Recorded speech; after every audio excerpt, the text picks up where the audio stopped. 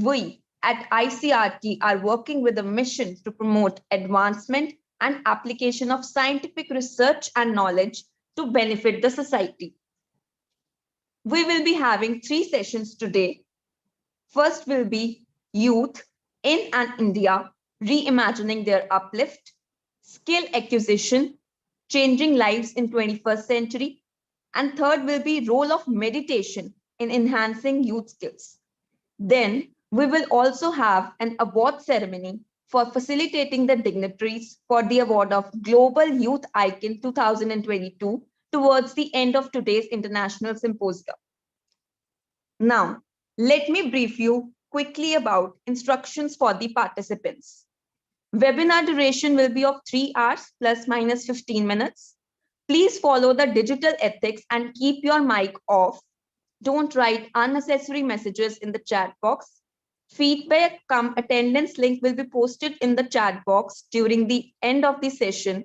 Certificate will be provided on the basis of Zoom attendance. 75% time duration attendance is must to qualify for the certificate. There are total 3 sessions in today's program. If you have any question from our honorable resource person speaker, you could raise your hand or request to unmute. We will unmute you and you can write your question in the chat box. Question answer session will be conducted towards the end of the session. All the speakers are requested to be present till the end for that. Attendance participation certificates will be issued within 10 to 15 days after the program. Please don't write unnecessary emails to the ICRT before 15 days. For forthcoming programs, please visit our official website www.icrt.org.in. Now, Dr. Navneet Kaur, Executive Director, Education, ICRT, who is Chief Patron of the program, will welcome you all. But first of all, let me give a brief profile of Dr. Navneet ma'am. She is an educator and a leader with experience of more than 22 years in the field of education and more than 10 years in the field of education administration, school administration and leadership. She is a PhD, Master in Commerce, Master in Education, and Higher Diploma in Software Engineering and B.Ed in Yoga. Participated in various workshops, seminars, conferences, FTPs, symposiums, and facilitated with several awards. Member of various organizations and forums. I welcome you, our Executive Director of ICRT, Dr. Navneet Kaur ma'am. We welcome you. Thank you, Dilpreet. Thank you. Greetings to all the participants. I welcome you all on the behalf of Fraternity of ICERT in today's webinar. What a wonderful topic selected by ICRT, Reimagining Youth Skills for the 21st Century. On 15th, we all have celebrated Youth Skill Day, and this webinar is dedicated for that. We have got wonderful resource person today. I invite and welcome each one of you, Dr. K. Bala Subramaniam ji. We have with us Ms. Tina Bhatia ji from GT Goyanka. We have with us Dr. Nehal Dilip Bhai Shah, Assistant Professor, Ramakrishnan Institute of Computer Education, Social Sciences. I welcome each one of you and all the participants from different countries. This is a global platform where we are going to share, and best practices will be definitely taken away by each one of us. In a skill-based approach, competencies develop gradually. An important dimension of skill-based teaching and evaluation studies is the prevention of skill mismatch. The more we give importance to skill development, the more competent will be our youth. It is very important for us to update ourselves on a daily basis. With this note, we'll start the process of today. Please invite the first guest speaker. And lastly, we all will be taking up the question session. So if anybody has any question, please write down your question. I'll request all the great speakers to be there till end so that we'll have interactive session in the end. Thank you, Dilpreet. We can start. Thank you so much, ma'am, for the beautiful welcome address. Now, I would like to invite our first resource person guest speaker, Dr. K. Balasubramaniam, and give a brief profile about him. Dr. K. Balasubramaniam is a retired professor of English from Monasanyam Sundarnath University, Tirunelveli. He had his schooling and collegiate education in Dindigul and Palayamkottai.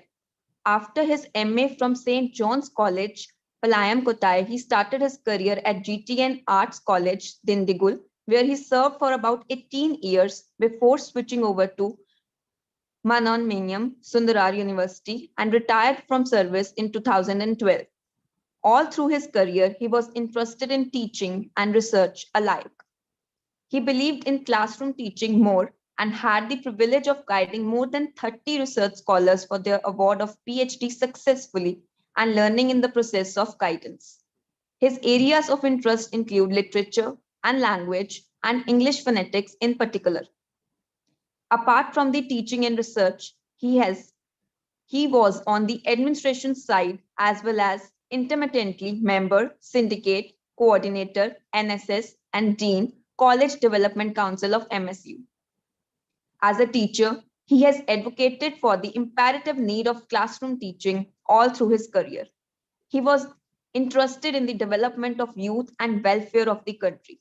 We are honored to welcome you on the board, sir. Today, sir will enlighten us on the topic Youth in and India, Reimagining Their Uplift. We welcome you, sir.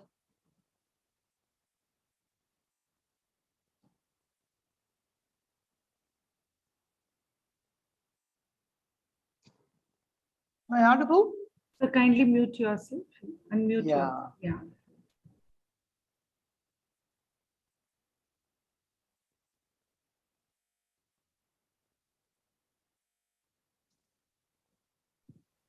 Hello, hello everyone. Hello. Hello, sir. You are audible, sir.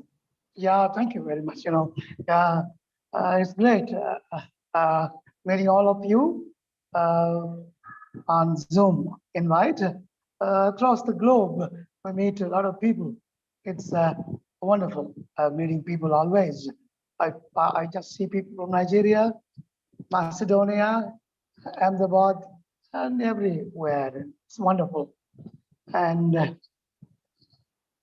to start with, I must thank the chief patron, Dr. Kaur, Navneet Kaur, and Mr. Sandeep Kumar, and all of you in general for inviting me to this international conference on youth and reimagining their lives and all. I also, I'm an elderly person, I'm past 70, but I'm happy that you invited me also to be with you today. And it's actually God's blessings that we move across the globe.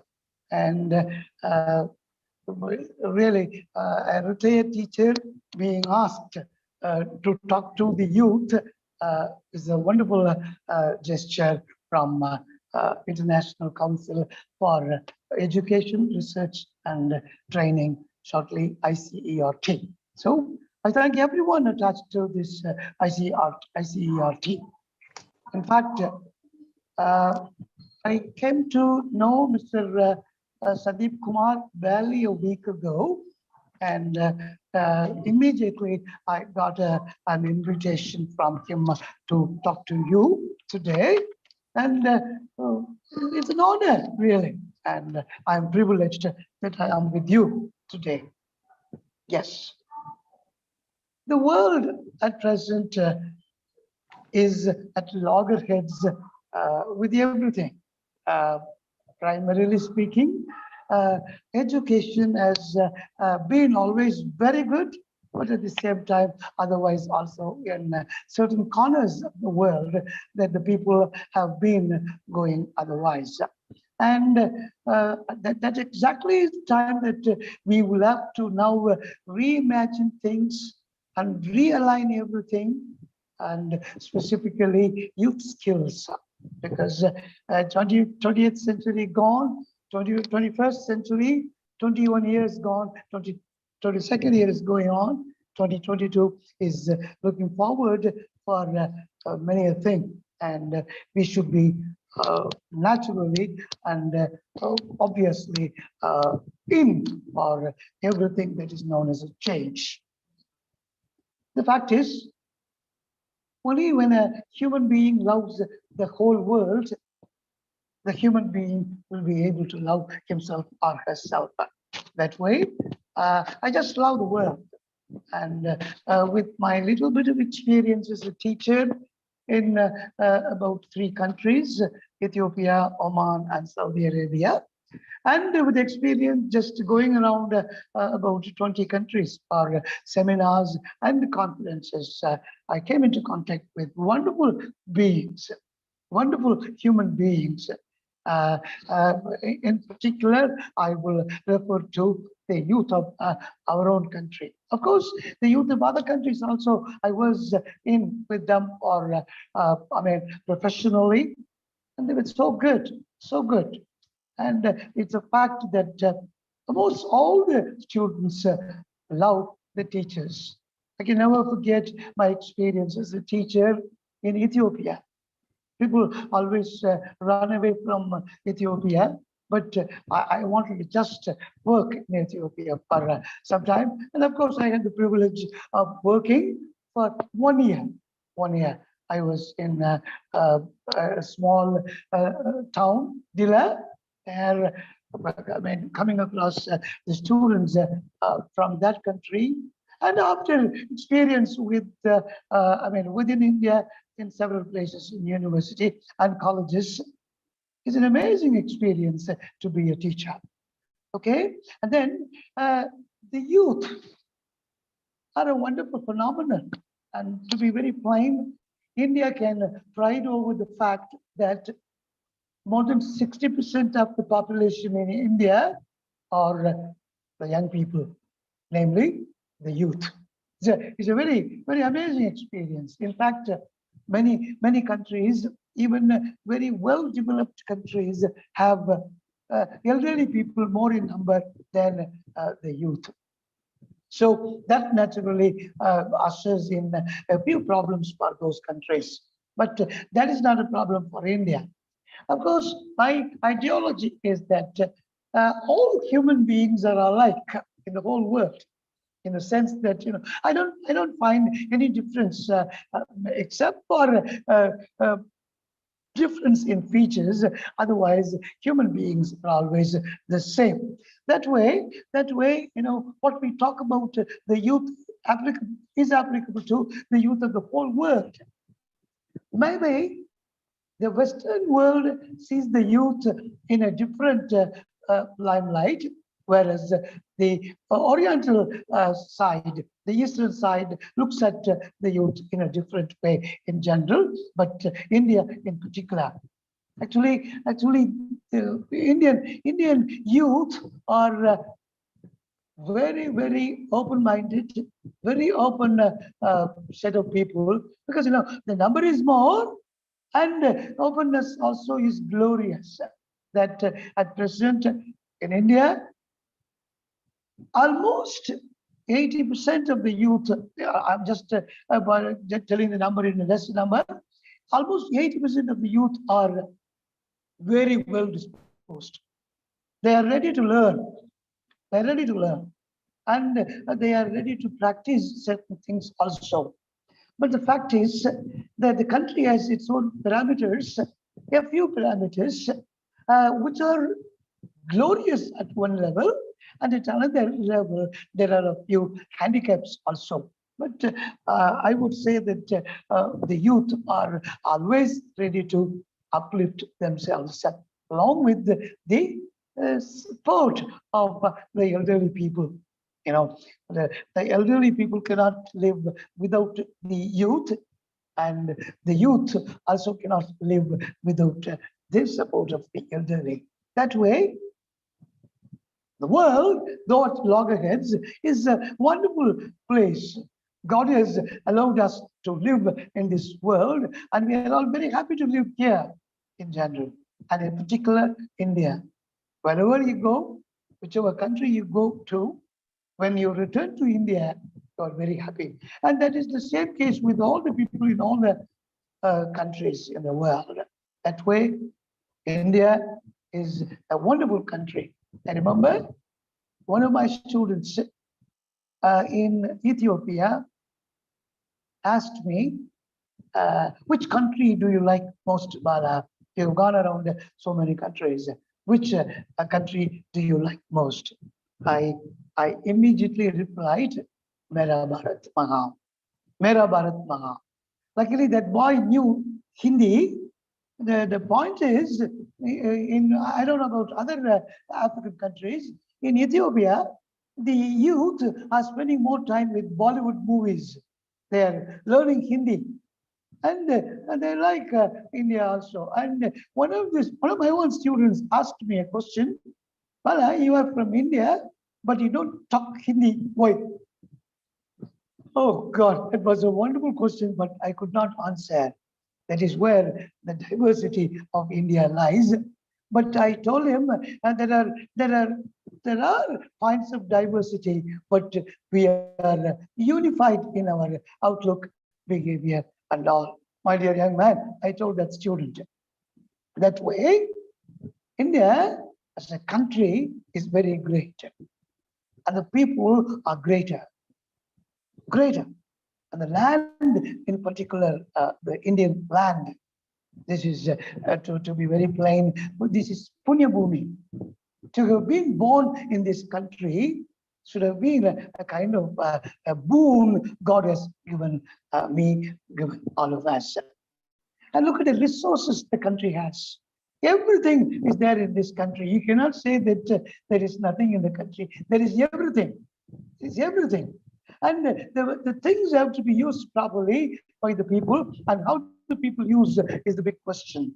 Okay, now, and the last point that I want to tell is the vastness of this country is the greatness of the country.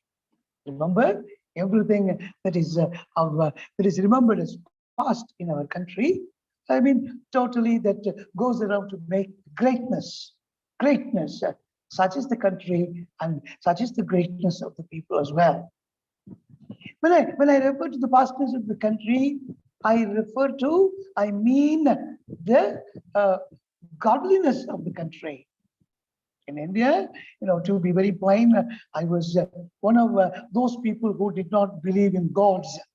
For 35 years or so, I did not believe in God. From my 17th year up to my 54th year, I did not believe in God. Later, I just started believing in God, and He is everything. He is everything. That way, Indian kings, queens, princesses, all of them have contributed a lot to the growth of the country. And of course, we will have to forget a few things that took place in our country. I am now referring to two invasions on India. One invasion 1,000 years before by Mohammedan invasion it was, and that is how Islam came into country. And before 300 years, this is European invasion in general, and Britain in particular. But to be very happy, to be very plain, that in spite of notwithstanding these invasions, India has got so much of greatness. Along with the people and by the people also, that we have become great. And tip specific, I would refer to the English language that we have got. And this English language is now the lingua franca to unite all of us. And somebody from Africa, or somebody from Macedonia, anywhere, or Nigeria, anywhere in the world, and across the country, now is able to just get connected to everybody in India. And that way, I feel I'm blessed to talk to you. All said and done, but we have to believe that the youth must go up, get up, cheer up themselves to reach the best place possible. Because at times I'm worried. I'm an elderly person. Naturally, I would, what do I say? I would refer to my worries also. that when I started my studenthood, when I was 16 or 17 in the college for my pre-university course, we considered our teachers almost gods and goddesses. I remember my teacher when I was fifth grader. I was 10-year-old. She took me to heart and to her house that she started teaching me the alphabet of English language, A, B, C, D. I enjoyed her teaching. Later, when I became a teacher of English, she was celebrating that. And she used to tell her colleagues, I taught Bala the alphabet, and now he is a professor of English. That is the greatness of the people. That is the greatness of the teachers. And that experience I had even in Ethiopia, the teachers are respected so much. I would plainly tell with my boys, and of course my students, my girls students as well, they fell in love with me. They fell in love with me. The day I resigned my job and when I was getting ready to go back to India, my students hugged me, kissed me, they cried my departure. What is that? That is nothing but the kind of love that they have for the teacher in me. That is the youth. Those boys, even now, those Ethiopian children are in contact with me. They would send a message, a mail, and they would say, hello, Bala, how are you? How is your health now? See, I'm an elderly person, naturally they ask the immediate question, how is your health now? Okay. And some people ask, how is auntie? Okay, all these are something that we get from our youth. That is what is the brilliance of our youth. Brilliance of the youth. Take India, for example, the saints, sages were there in the country. Sages, very great people, Ramanuja. Ramanuja taught us so much. And the celebrities are even now there in India. Recently, a small boy by name Ramesh Babu, a chess player, defeated some Carlsen. Okay, that is the greatness of the country. And every country has got its own greatness. And in my opinion, I feel. And when everything is perfect and everything is good, there are a few negative aspects also are with us. So, for example, our children, our youth stand apart in the world. Wherever you go, you just go to any American company, at least some 10 Indians will be there. 10 Indians will be minimum. I'm telling you the minimum. That's the greatness of our youth. See, a boy from Chennai, okay, Sundar Pichai is ruling now Google. That is the greatness of our people. That is the greatness of our. That is the empowerment we Indian youth have got, and we are using such empowerment properly. It's going very well. But at the same time, as I said earlier, a few handicaps also are there conspicuously. See, that's a big worry for us because it just tells upon the behavior of the youth also. And when our own youth behave otherwise, the people whom we love, and they behave otherwise, we are totally upset. We're totally upset. And that takes us to the other side, and we just come a bit worried. But at the same time, we spell out, we talk out, we tell our boys, we tell our children, and they take in a normal stride everything, and they change. The classroom is, that's why I always give importance to my classroom work. I might be a researcher. There are about 36 scholars who got their PhD in English language and literature. All that is my academic uplift or academic improvement. But as a teacher, my work is more important in the classroom. Say about 20 to 30 students in a classroom with a teacher. with Ms. Dilpreet or with me as a teacher in the class, and learning from each other. I don't say that the teacher alone is the teacher in a class. The learner also is the teacher. I have learned so much from my students because that is, I always believe in the dictum of Wordsworth, namely, child is the father of man. See the wonderful words that Wordsworth has said. Child is the father of man. Even our students contribute to our growth. My students have just taught me a few things. For example, when I was working in a college, and when I resigned my job to take up a job in a university, I asked my students, please give me an assessment of Balasubramanian as a teacher. I was shortly known as KBS, K Balasubramanian. And almost 90% of the boys wrote in a bit of paper, KBS minus anger, ANGER, anger.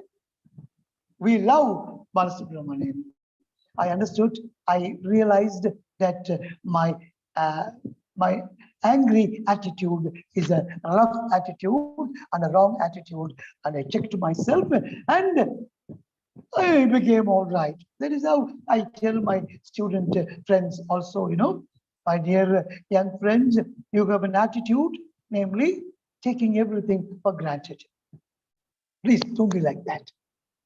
You are taking everything for granted would bring in a kind of nonchalant position, nonchalant attitude. And primarily, such attitudes become a very big hardship in the development of an individual. If you want to achieve, you must be humble enough to learn, humble enough. Excuse me, it's going on. Okay, am I audible? Yes, sir, you are audible. Okay, and the second disturbance that the people have in India, elsewhere in the world also, specifically politics and cinema. I'm just referring to only three major influences or major problems. Politics, politics, all right. You must know politics, but you must not do politics. The problem is by seeing politicians, our people become, our youth become politicians themselves, which ought to be avoided. And cinema, whether it is Bollywood or Tollywood or Gollywood or Tollywood, any cine world, we have a tendency to consider the heroes and the heroines the great idols of their life. Shah Rukh Khan or Vijay or Surya, they would act and they would earn a lot of money, crores and crores and crores. The problem with the Indian youth is the Indian youth always remain the same, whereas the actors become billionaires. That is the second kind of disturbances the youth are facing. And the third one, the biggest one, is a worrisome point of view. Worrisome, namely in India, I see this alcohol and drugs play a major role. My dear, most of the people listening to me are only the youth. Of the three, the last one is very dangerous. I'll just share my own experience. My own relatives, many of them passed away because of these two activities. And when we are thinking of upskilling the people, when we are thinking of making the people better in the country and to be greater citizens of the world, these two disturbances have to be totally avoided: alcohol and drugs. It is where the youth in India must be careful about. Because it's easy, it's possible. Why do we need such things? For example, not that it's going to just benefit us in any way possible. It's a disturbance, and if you know that it is a disturbance, you would stop it. Okay, That is where the youth have to be trained, the youth have to be taught, and that is where the youth of the country, the youth of the world will be very great in general. And I want my Indian children to be excellent. Say, for example, I would refer to some competitive examinations. Who are the people who are succeeding in competitive examinations? Those people who are really committed in their work become up. I have seen that with my own experiences in many places. I don't want to refer to the places, but that's the point of view. That is where we come to the point that our children are a little bit wayward. That is why I just chose the point of view to discuss today: youth in India, youth and India. The present day youth in India are a little bit wayward, are a little bit disturbed. There is nothing to be disturbed. If I always believe in the point of view that, I love myself more. I love myself more than anything in the world. Then naturally, I just fall in love with everything in the world. Even the smallest thing, I fall in love. And wherever you go, whenever you meet people, it's a good example. I just travel around the whole country, India. Wherever possible, I get an opportunity. I just fly. I go there. I spend the time with them, and see a few days sitting, talking, and teaching at the same time learning. This is the process of human life, And the more we learn, it's excellent. See, this is where the youth of India have to be very careful about it. Whatever has to be avoided has to be avoided. Whatever has to be possessed has to be possessed. And in that way, youth in India will become a youth and India. And India will develop along with the youth. And they will become a youth. See, somebody when referring to the youth of the country may, but even the Prime Minister of our own country recently referred to 2 children in Arunachal Pradesh reciting some Tamil songs in Tamil. Arunachal Pradesh children. Their mother tongue is different. And he praised those children. He praised those children in his lecture. This is the possibility that, whenever possible, wherever possible, you just come up, get up, and you will be excellent in your point of view and in your presentation. Okay, now for all these things, for everything that I referred to earlier, the basic criterion is education. Because education is the be all and end all of uplift of anybody. Anybody. For example, the children must be taught to learn things in a proper way. I remember there was one Greek philosopher by name Diogenes.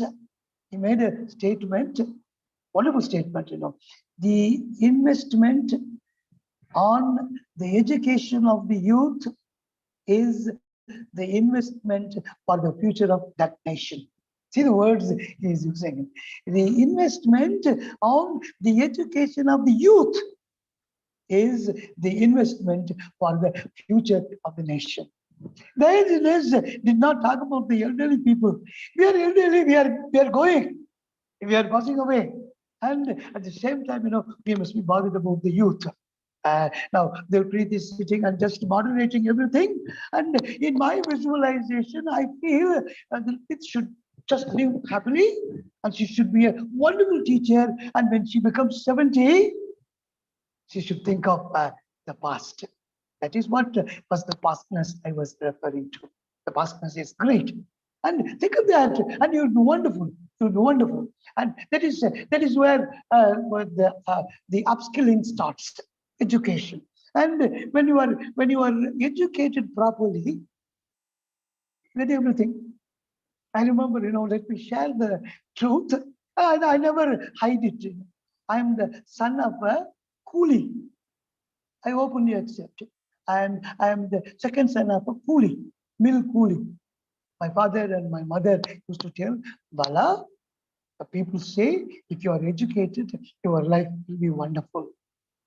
That was my Veda. That was my Veda. And I accepted that Veda and I began to study till I finished my MA, my master's. Nothing disturbed me. Nothing disturbed me. And when I finished my MA, immediately I became a teacher in a college. See, at 22, when I became a teacher in a college, I remember my first salary was 400 rupees, 1975. By 1975, just 400 rupees.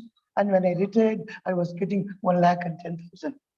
That is the change that takes place in human lives. And now, at present, in government colleges and government universities, teachers get salary around 2 to 3 lakhs. What do we give to our children is the question. What do we give? That is where the question of youth comes. And that's why in my short note bio, I tell always that, I am more bothered about the youth of the country. You really, all right, I'm old. I'm on the threshold of going to the grave. But at the same time, so long as I am alive, I would talk to the youth.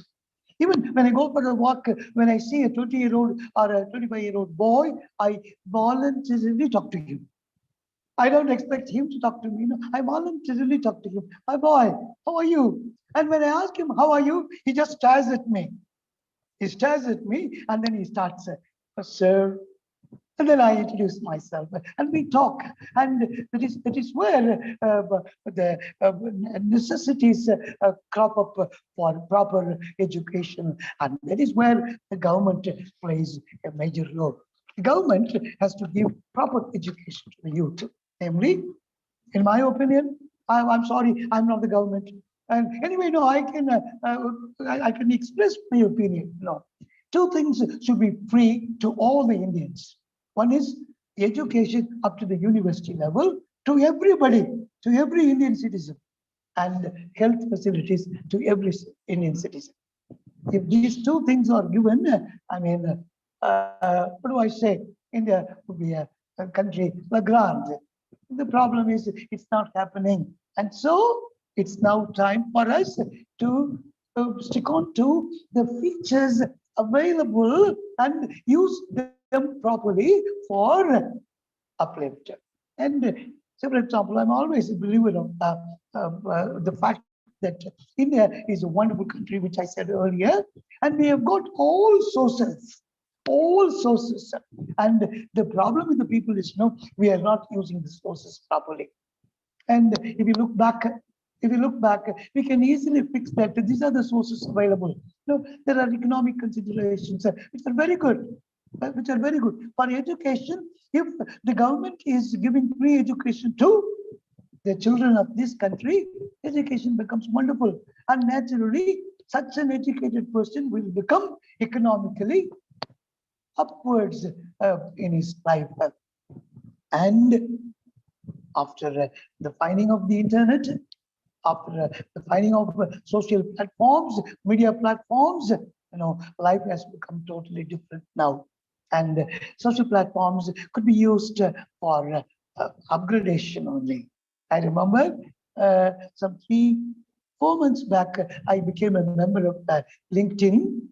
And so, my God, around I have friends in the list about 1,000 people, and some 30 to 50 people are always talking to me, asking me a few doubts. And what do I say? And they're sharing their views. And to tell the truth, some people are sharing about writing their civil services examinations, their experience, and they also ask me how to lift themselves up in everything. That's a possibility. And so social media platforms could be used very properly in a positive way for the uplifter. Careers, there are plenty of jobs in our country. Plenty of jobs. For everybody, a deserving subject is there, and that person or that somebody could easily get a job of his liking. And I don't know if I could tell this. And I just went through the new education policy 2020, around 460 pages or so. Plenty of opportunities for the youth. Plenty of opportunities. Whatever I was referring to in my classes as a teacher, now has been fructified. It is now coming to fruition. The possibilities are there that our students would use that. And education's main concern is you must be able to express yourself clearly. You need not be afraid of anything. If, for example, in our classrooms, our students are afraid to open up, to talk. See, as teachers, we must encourage them to talk. I have been doing that all the while. Talk whatever you want. Even if you want to scold me directly to my face. Okay, that is how. And the last important point that I would refer to is, we must have the habit of sharing what we have. After all, God has given us plenty. And that's my view. According to one's deserts, whatever he has is in plenty. And in Tamil, there is a proverb. I'll tell that proverb in Tamil and then translate in English. The meaning is, the more you take water from a well, the more water will there be in the well. The more water you take out, the more water will be there. Naturally, the water will come out. That is the point of view. That is where all these contributory points come there to make our youth greater people. And it is the possibility that they can now, our children, our youth can or should reimagine and realign themselves. That's the point of that. You can imagine, you can reimagine, and at the same time you will have to align and realign also with our own country, India, with our own world. Can we ever say that the world is his or that? Countries are only differently there for other people. The world is for all of us. We can visit any part of the world, and the world is ready to take all of us there. Okay, and for these things, there are two essential things for all of us. Namely, a great Australian novelist, Patrick White, would say there are two virtues: humility and simplicity are the greatest virtues you will have to imbibe, and you will have to develop, you will have to spread. Humility and simplicity. So all these things are possible because when your education is proper, when your education is on an upper level, naturally you will become simple, you will become humble. All these things. Say, for example, this corona, oh God, that has devastated the whole world. Many of my friends passed away. Many of my relatives passed away. I don't know why God has been keeping me alive. Maybe God is loving me that much that he keeps me alive, and we'll be going on. And for all these things, there's a possibility that we must have a language proper. As I referred to earlier, lingua franca. And for all of us have, for example, now I'm able to talk to you in English, that I'm able to take you, and you also are able to take me as a friend. Not that I'm a speaker and all, all that is an accident. Okay, I'm just another teacher, just like Dilpreet Kaur or anybody watching, listening to. Okay, and let us learn. Of course, our mother tongue is more important. Our mother tongue is more important. And in Tamil Nadu, I see our mother tongue is Tamil. Many people do not say that we don't speak in Tamil. We speak only in English. They pride over that. English is only the medium of language, that's all. And we have to learn the language perfectly well. That is what is our duty. And it's possible. English is 100 times an easier language than our mother tongue. We have learned English. We are using English language properly. Okay, now that a few hurdles are there in English language that we have failed to learn the accent of the language. Let us learn the language, the accent also, so that we are able to talk to the native speakers on an equal level. Okay, I think I have shared whatever I wanted to share. And in the question answer session also, I am now ready to learn. And we always are learners in our life. Okay, thank you very much. God bless you.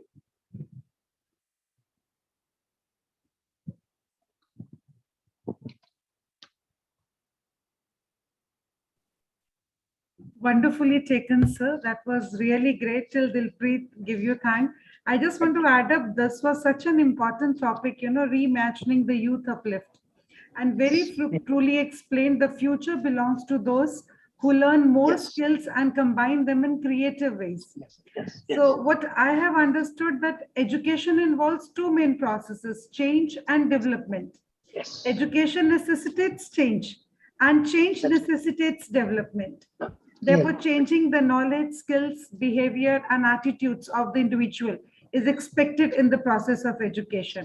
And I really liked what you have told, that investment on the education of youth is the ultimate outcome of investment of the future of the nation. Wonderfully articulated. Yes, Dilpreet. Thank you, ma'am. Thank you so much, sir, for this enlightening and insightful session on the scenario of youth in India and reimagining their uplift. The way you shared your personal experiences was really very enticing and interesting.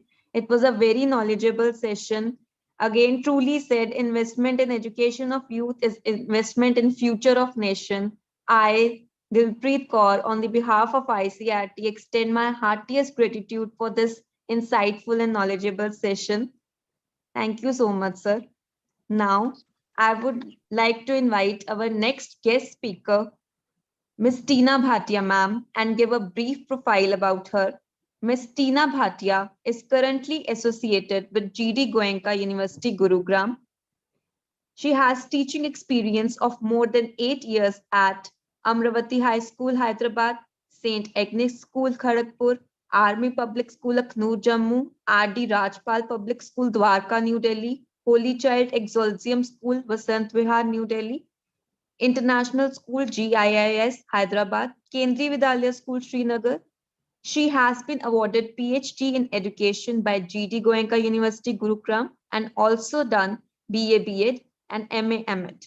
She is very active researcher and has accredited publications in UGC Care Listed and Scopus Index journals. She has actively participated in seminars, conferences, FTPs, workshops, and received prizes and conferences as well. She has been designated as radio jockey at All India level, All India Radio, New Delhi, and has been active participant in extracurricular activities at school and college level. She has also headed as President Literary Club at GIS Hyderabad and had been Chief Coordinator of all major events. She is appointed as resource person and guest faculty at GD Goenka University. We welcome you, ma'am, in today's international symposium. We are honored to have you on our board. Ma'am will enlighten us on skill acquisition, changing lives in 21st century. We welcome you, ma'am. Thank you so much. Thank you. Am I audible to all of you? Yes, ma'am, you are audible. Okay, I would like to share my screen first. Yes, ma'am.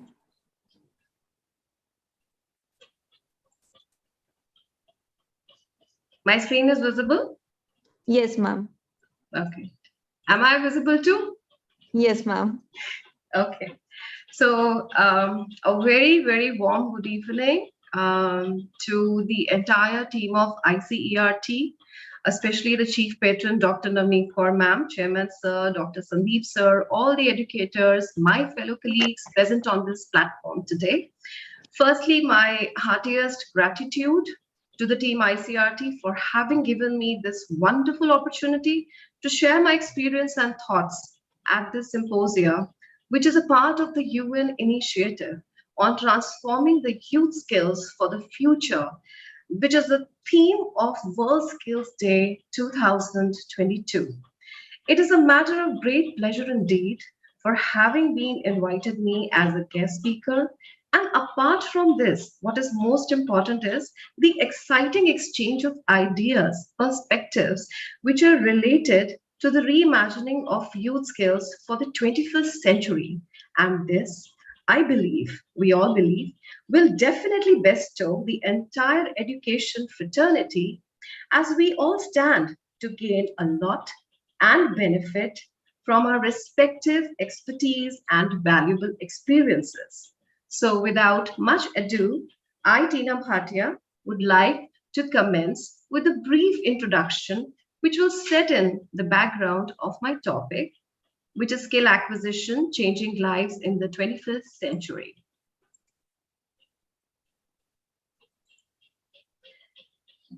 The World Youth Skills Day, with specificity to year 2022, has its sole purpose to provide essential skills to the youngsters, youth, women of all ages around the globe so that they can seek considerable employment. It is considered to be a need of the hour, a vital need of the hour, to be skilled. To be skilled for what? To be skilled for employment, employment for lifetime. Nobody can snatch our skills, isn't it? We are skilled for lifetime. If we gain a skill, we are never to part away from it. Yes, jobs can be snatched away at any point of time. We can be fired. But yes, skills cannot be snatched away. So we are all aware of the rising unemployment around the world. Unemployment is a global issue. It's not only in India, in Indian context, but yes, it is a global issue. It is an issue which calls for an immediate attention and plausible, possible solutions. I think we all agree on that. The sole objective and purpose behind the declaration, which was made by the United Nations General Assembly, was to improve the socio-economic conditions for today's youth and addressing the challenge of unemployment, which stands as a major concern worldwide. Ever since the inception of World Youth Skills Day, the United Nations has facilitated interaction amongst young people, technical and vocational educational training institutes, educational institutions, and businesses, governments, and development partners. So everybody can come together for a major cause, and the cause is to provide employment. Furthermore, the significance of the World Youth Skills Day lies in providing better job prospects, better opportunities, plethora of jobs, probably higher standards of living, higher income, lifelong learning skills for the new generation to come. I think the new generation is facing a lot of problem. Earlier days, there were many job opportunities. People were just educated, and I think where graduates used to get a lot of jobs. But in today's competitive world, with the rising of technology, with the rising of, I think, industrial demands and global demands, this is very, very important as the jobs are there, definitely there. But then the population is also increasing every day. So how many jobs are required per day? Not everybody can become, strategical partners in marketing, or they can just become data scientists, or can go for artificial intelligence, can become doctors and a lot of engineers. There are a lot of engineers, there are a lot of doctors, there are so many IT professionals around the world. But then are the jobs many? Yes. I just need to answer that along with all of you. So by lifelong learning skill for the new generation, I think, which is the idea today, that is reimagining the whole thing. It is assumed and asserted that the skill which will be acquired by the youth, learn anything which is new today, learn anything which is new in the market today, and you are operational, you are employed.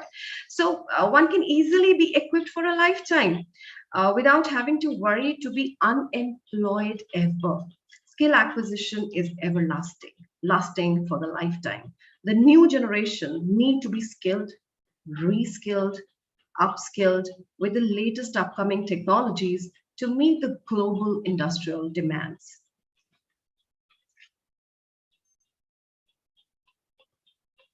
The sole objective, as I just discussed, was a sea change in the socio-economic conditions, skilling people for employment, suitable work, providing entrepreneurship. Now, entrepreneurship will always help to start your own work, maybe independently from home. You can be a freelancer, you can be just working from the access of your home, working work-life balance, home opportunity, home responsibilities and everything.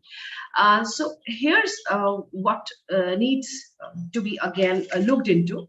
Besides the above mentioned, the World Youth Skills Day has also made an endeavor to bridge the gap by encouraging the elimination of gender inequality, I think, which is another major concern. Gender inequality, we often talk about it. It is a very debatable topic. So gender inequality also it's going to address through this agenda, and it ensures that even the minority groups, even the most disadvantageous of groups, even the women who are maybe violence stricken and who don't have an access to the resources, they can also be facilitated. So all this addressal is all the more important. Now, how do we get to this? We are here together on this platform today to be able to observe this day, to be able to consistently, candidly reflect. Now, what do you mean by reflect? I have written the word reflect in my PPT. So by reflect, I mean to say reflect on all the issues which are growing, which are causing major concern, which are just outlined right away. And brainstorm. Brainstorm means what? Brainstorm all the ideas together. If we have suggested some measures, if we are talking about incorporating the what to do and how to tackle this situation, so let us brainstorm on all these things and let us debate. Are they feasible? Are the suggestions and measures we are talking about to reimagine the entire thing, is it feasible for today's generation, which is the most important thing at the end of the day? So I think that calls for a major concern. It is the need of the hour, like I earlier mentioned, to spread awareness. Now, awareness is very important again, to spread awareness amongst the youth. If they are not aware of it, then how will they be aligned about the situation? That it is such an alarming thing. So present generation, we have to make them aware regarding the unique opportunities which are lying ahead. How? By getting skilled. So better employment prospects would be there, better standards of living would be there, and they would be skilled. To sum up, the first two slides, which I have just spoken about, I can just go about saying that the United Nations had passed the resolution in November 2014, recognizing 15 July as World Youth Skills Day. What made it do so then? Rises the question in our minds, is it not? So, well, according to the reports, the General Assembly has its concern over the large, looming number of young people who are unemployed across the globe. Sorry, the figure rests at nearly 74.5 million in the year 2013, according to the data sets which have been received.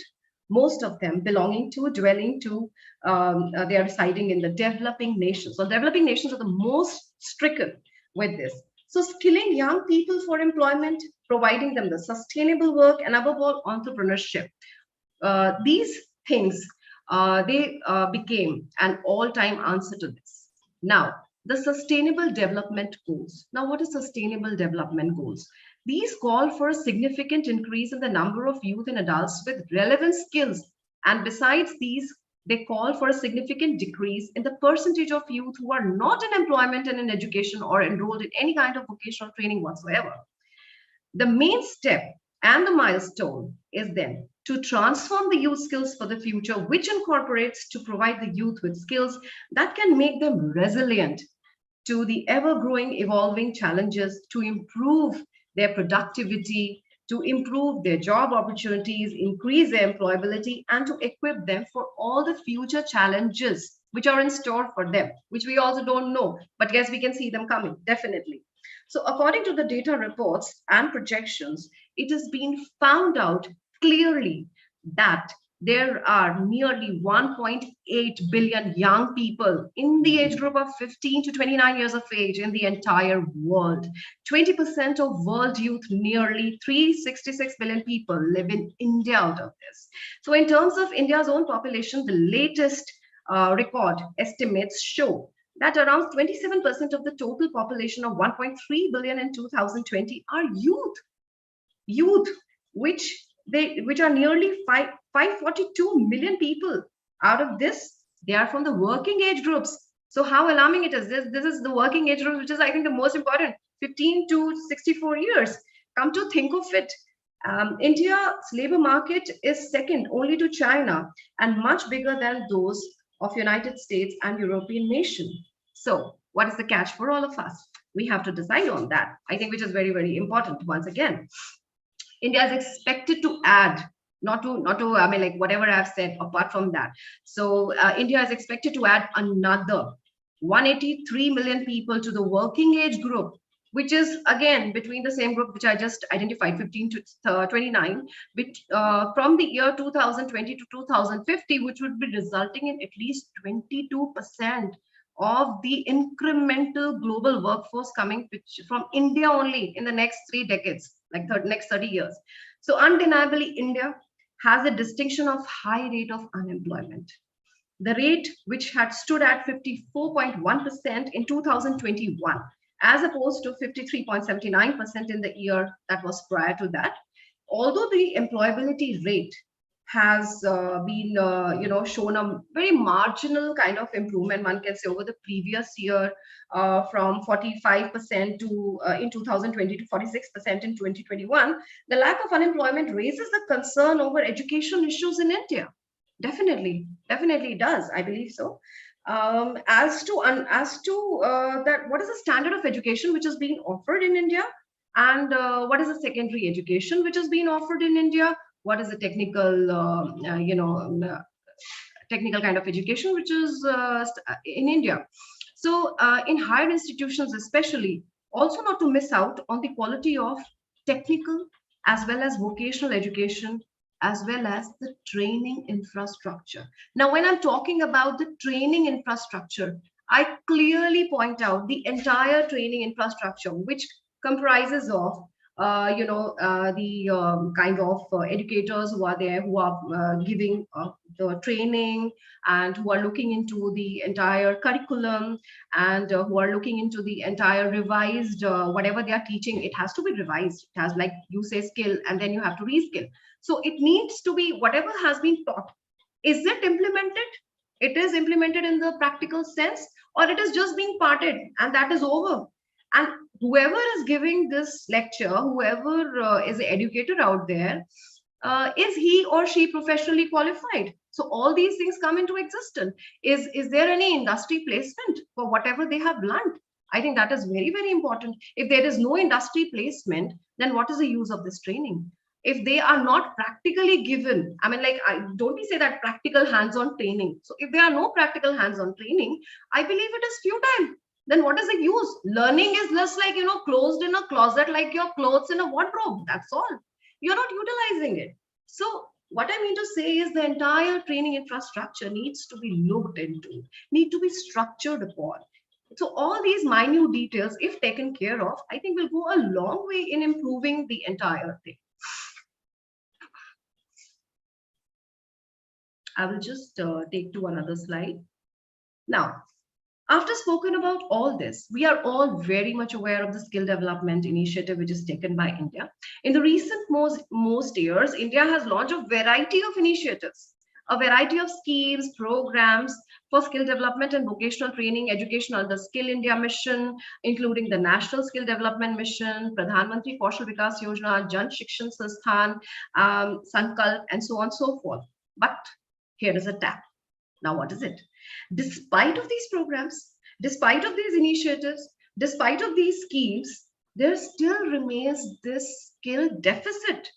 Moreover, the unemployment amongst the Indian youth is pretty high. So much so that the figure rests on 28% in the year 2021, which is very much indicative of the fact that surely, but of course, these existing institutional courses, training, frameworks with their modalities, they need a closer look and need to be given a complete makeover. We need to look into it, like I just said. It is just in continuation of what I was saying. So I was just trying to make up the whole background to what I was about to say. So how do we say so? There is a big question, I believe so. After this, what is the ground reality? The unemployment still rests at a high figure. Still, it is skill deficit, lack of formal skilled workforce. India is having a majority, I mean, many people are informally trained and they're working in informal sectors, which is, I think, very, very appalling. So how do we meet all this? So what is wrong? Here's the thing. According to the data that has been collected in the past, reports have found out to explain and point out the fact that in the year 2019, out of the population, only 13%. Now, out of the population, only 13% had received some kind of vocational training with some kind of certification. Now, all were not certified, to be very honest. And only 3% of the population received formal training with certification. That is it. Or they were formally skilled to perform in various jobs. Well, if we are there to talk about international data. Now, if we talk about in comparative terms, now, right, I've just spoken about the Indian context, and if I go about in speaking in international context, then in that case, I have to say that talking comparative terms, it has been found that 80% are formally skilled in Japan. 80%.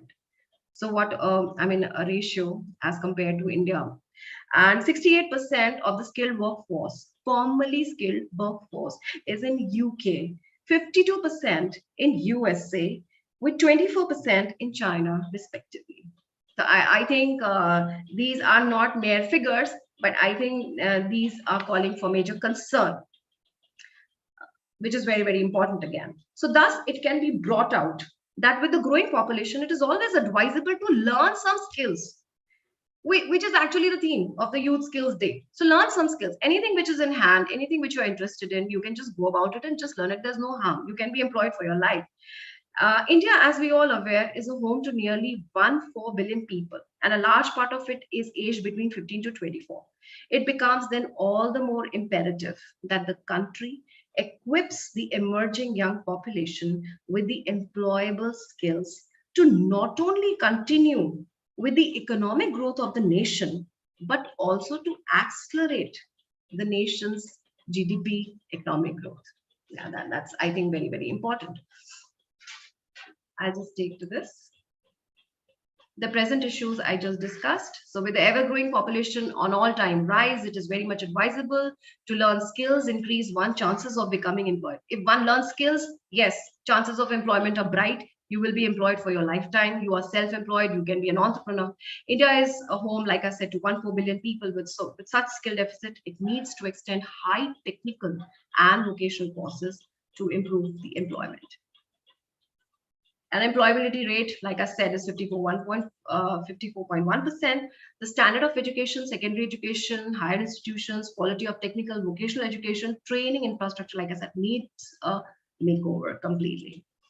Now, after talking about all these problems, what are the takeaways? Now we talk about, okay, fine, I've talked about the problems. We've talked about the significance of World Skills Day. There are problems here, there are problems there. Now, what are the major takeaways? Are we going to address these issues, or are we just going to leave them here only? No, we are going to address them, definitely. So how do we address them? I think that's the whole point. Like discussed, addressing to the skill deficit is very much the need of the hour. So like I said, how to do it, technical education, vocational education, the previous slide was a testimony to that. And in the globalized world, in a competitive era, elements like competition is always thriving. Demand is always there. Workforce pressure is always there. In a globalized world where competition amongst the firms are there, industries, they are just racing, head to foot, and it's like that. And they are growing many-fold in their infrastructure. The workers are having pressures. The employers are having pressure to perform. They are now required to have higher levels of skills. This is what is important with this racing kind of a thing, with this kind of racing technology, racing industrial developments. The pressure is coming on the workers. What they need to be equipped with? They need to be equipped with special skills, which we have never looked into, which have been, which we need to voice. That is what we are addressing today. So this is what brings us to this concern. So they are required to have higher levels. Who are required to have? The employees, the workers in these firms, the workers working in the industries. They need now to be skilled, higher level skills, which can enable them to do what? To engage in innovation, right? Industry is also demanding something from us, from the workers. If they are just going to plainly go work and go off, they're going to get the same thing. So what is it? The industry is also demanding something to be innovative, to be creative. Now, if they are skilled, they are very confident about their own skills, then only they can be innovative and creative, to be, doing something new for the place they are working for. And this is what is competition I'm talking about. So the competition is very much thriving, and embracing now rapid technological changes requires specialized knowledge. Now, specialized knowledge means very specific knowledge now. It is just not that, one can just here say, okay, fine, technological, this thing is going on. So now specificity is required. Specific knowledge is required. One needs to be having a specific skill in order to work in that kind of an environment, because it is asking for a specific skills. That is a need of the hour. So these in production as well as application. So these, I believe this is very, very important. And with India undergoing digital transformation, which is my next point in this PPT. So with India undergoing digital transformation, economic opportunities which are continuing to emerge for the youth to explore and benefit. However, to take advantage of such opportunities, now what is required? Skilling, again, that word comes up. Skill is required, upskill is required, and reskill is required of the people, and it is urgently required in the country. Skill development and enhancing skilling capabilities pose a massive challenge. It doesn't end here. So skill development and enhancing skilling capabilities pose a massive challenge to captivating the 1 trillion digital economy by 2025, which is the goal, which we have already heard about. So there is a need for now. What is the need for now? Like I said, so there is a need for integration of what? Skill development and education during school education, right from the start. It is very, very important, so that skill vocational education can be enhanced. The very concept of skill education should be assimilated, absorbed in the minds of students, of children, because when you grow up, like I just said, it is it is like there's a machine and they are just coming out engineered doctors, and so many of them, they're just coming out of the engineering institutes, they're giving exams and everything. Apart from the pressure, they're not recognizing the kind of talent they are born with. They might be really talented, they have a lot of skills which they can incorporate and which can make them completely skilled for a lifetime, which they don't really understand. So I believe skill education begins right from the school, which is very, very important. So the development of skill right from the school. Then digital skills, again, is very, very important. It needs to be worked upon. The data shows that as many as 27 million people, representing 7% of the total workforce in India, require digital skill. They are poor internet, connections. People are not having the little background that they need to have. So these digital skills, which are very much mandatory. Now, I'm not talking about the complete kind of IT courses that you go through. No, but the basic things are very, very important, because that is a need of the hour. That is a changing trend. This is what is reimagining everything.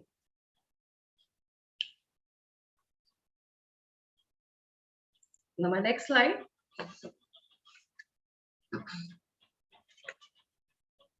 Now, since India is a large democracy and majority of its people are in the age bracket of 30, like I just said, creating a well-paid and productive job for all these workers still remains a challenge for sure. There is no doubt about it. Education and skill development, however, can enable to meet this challenge. Additional employment through skilling cannot be neglected or cannot be negated at all. Higher technical and vocational skills can improve the competitiveness of economies. Furthermore, they can contribute to social inclusion, productivity, generation of employment. The skill deficit in the workforce in India requires a policy framework, right? That is, I believe, which is based on partnership, yes, it is based on partnership, and which is between, I think, a nexus between the government and industry, providers of educational and training services, as well as civil society. So all of these have to join hands together to accomplish this cause, which I've just spoken about, and it is very, very important. So in a nutshell, it can be said that in order to sustain future challenges, skilling, upskilling, reskilling is very much required. The topic like need to reimagine skill acquisition for youth in the 21st century. If I just want to I'm not closing the topic, but I'm just trying to talk about a little bit about this thing. So we all are very much aware of the COVID spread, right? We are still facing. Today is my 5th day of COVID. It's a second attack. So, but I'm bright to be here. And it is just that what I want to say is that pandemic had changed the entire scenario of employment. I mean, like, what is it? Like now we have already known that the kind of recovery we are all making through the socio-economic recovery, the entire world is making. So now reimagining youth skills post-pandemic, the situation has changed. Because of the pandemic, these youth skills, to attain them, this needs to be reimagined, which I have just discussed in my entire PPT and my lecture. So efforts towards socioeconomic recovery from the COVID-19 pandemic. Situation was never the same earlier, but now things are different. We are viewing things from a different perspective. So different things are required for it, right? Different measures. So what was observed?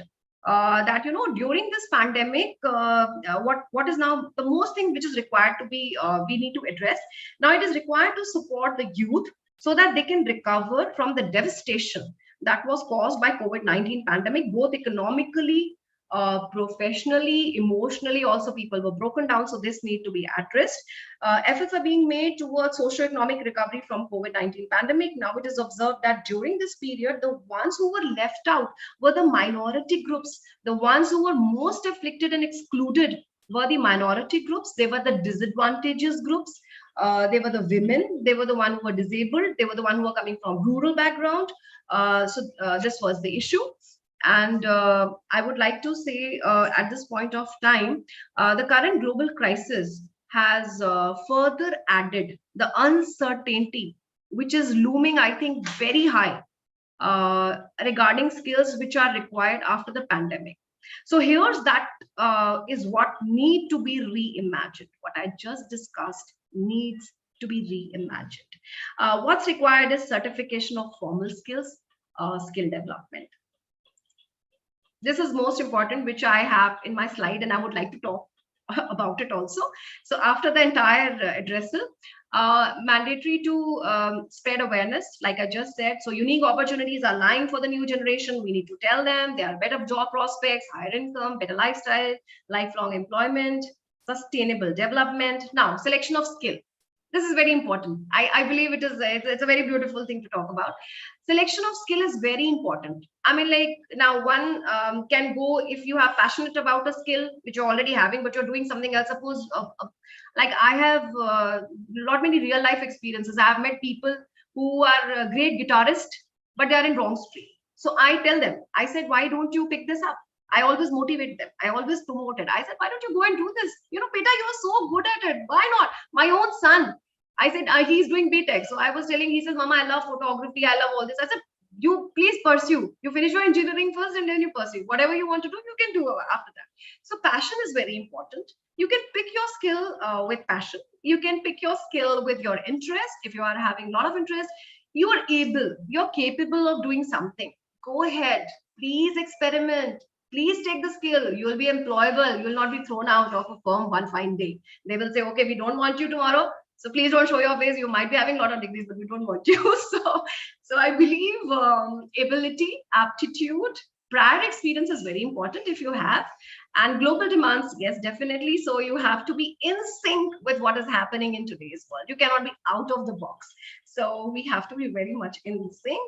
And here are the ethics which need to be promoted. This is very important. Every kind of skill is beneficial and it is useful in its own domain.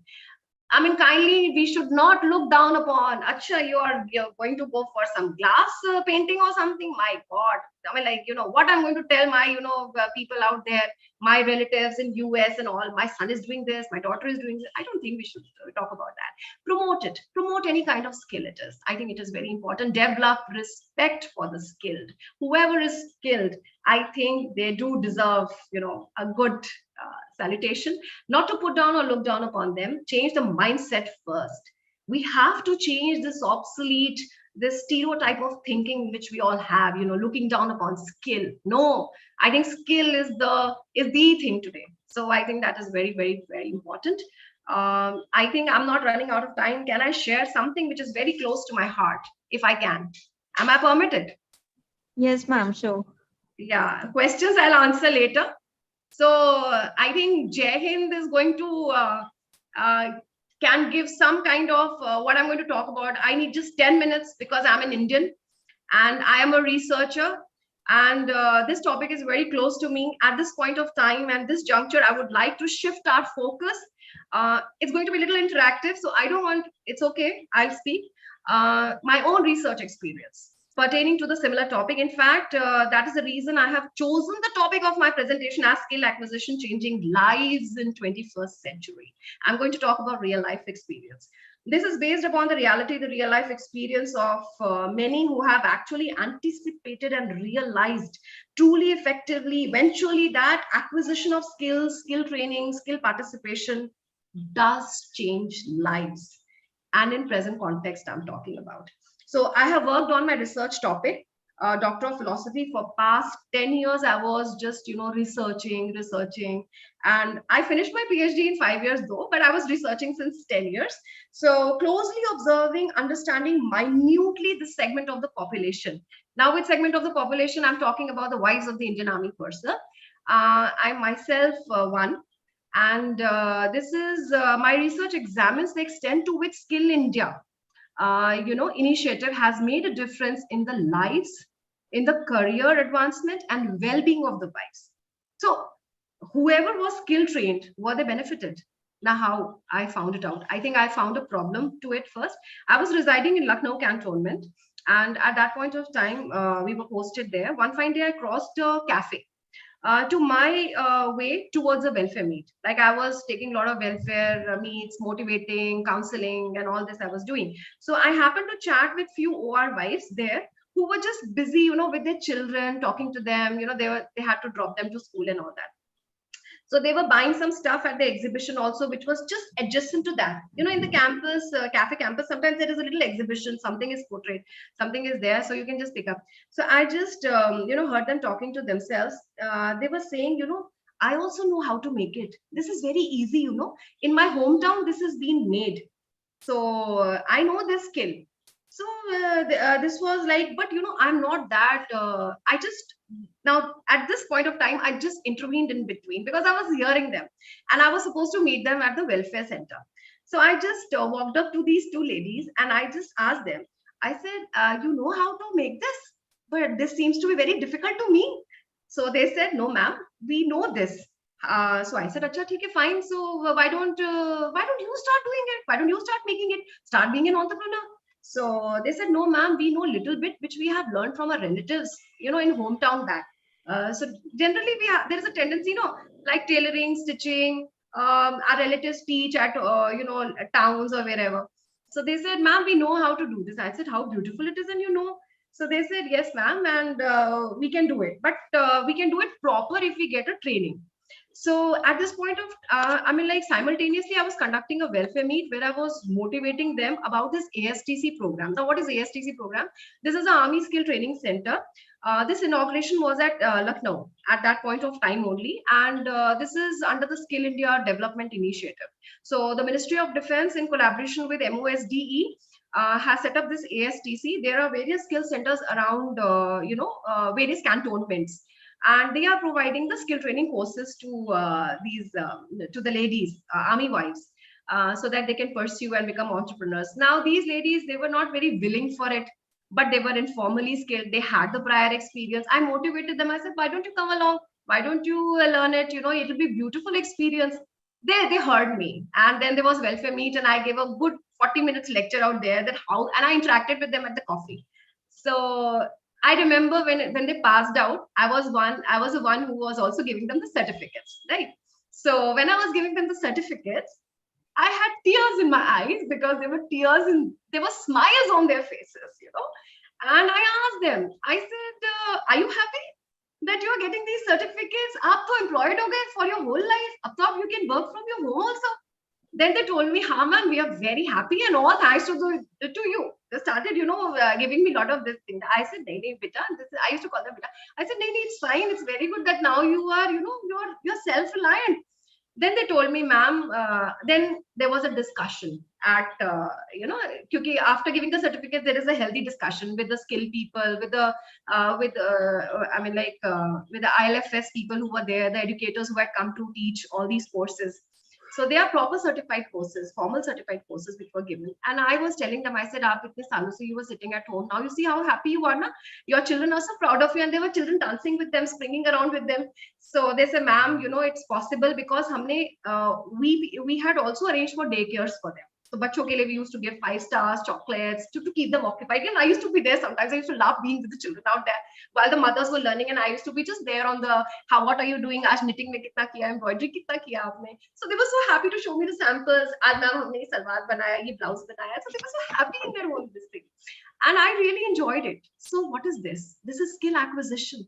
And when they achieved it, I can't tell you, I have researched 354 pages document that I have done. I mean, like I've in this PhD, and I've documented those 354 pages. I was with Awahan. I used to go there. I used to see their work, and I told them, to be very honest, real life experiences I'm sharing, it has indeed boosted their morale, their confidence, their psychological well-being, their economic well-being, as well as their social well-being. The way they were interacting fearlessly, the way they were talking, and they said, "Ma'am, itna confidence to kabhi laga hi nahi.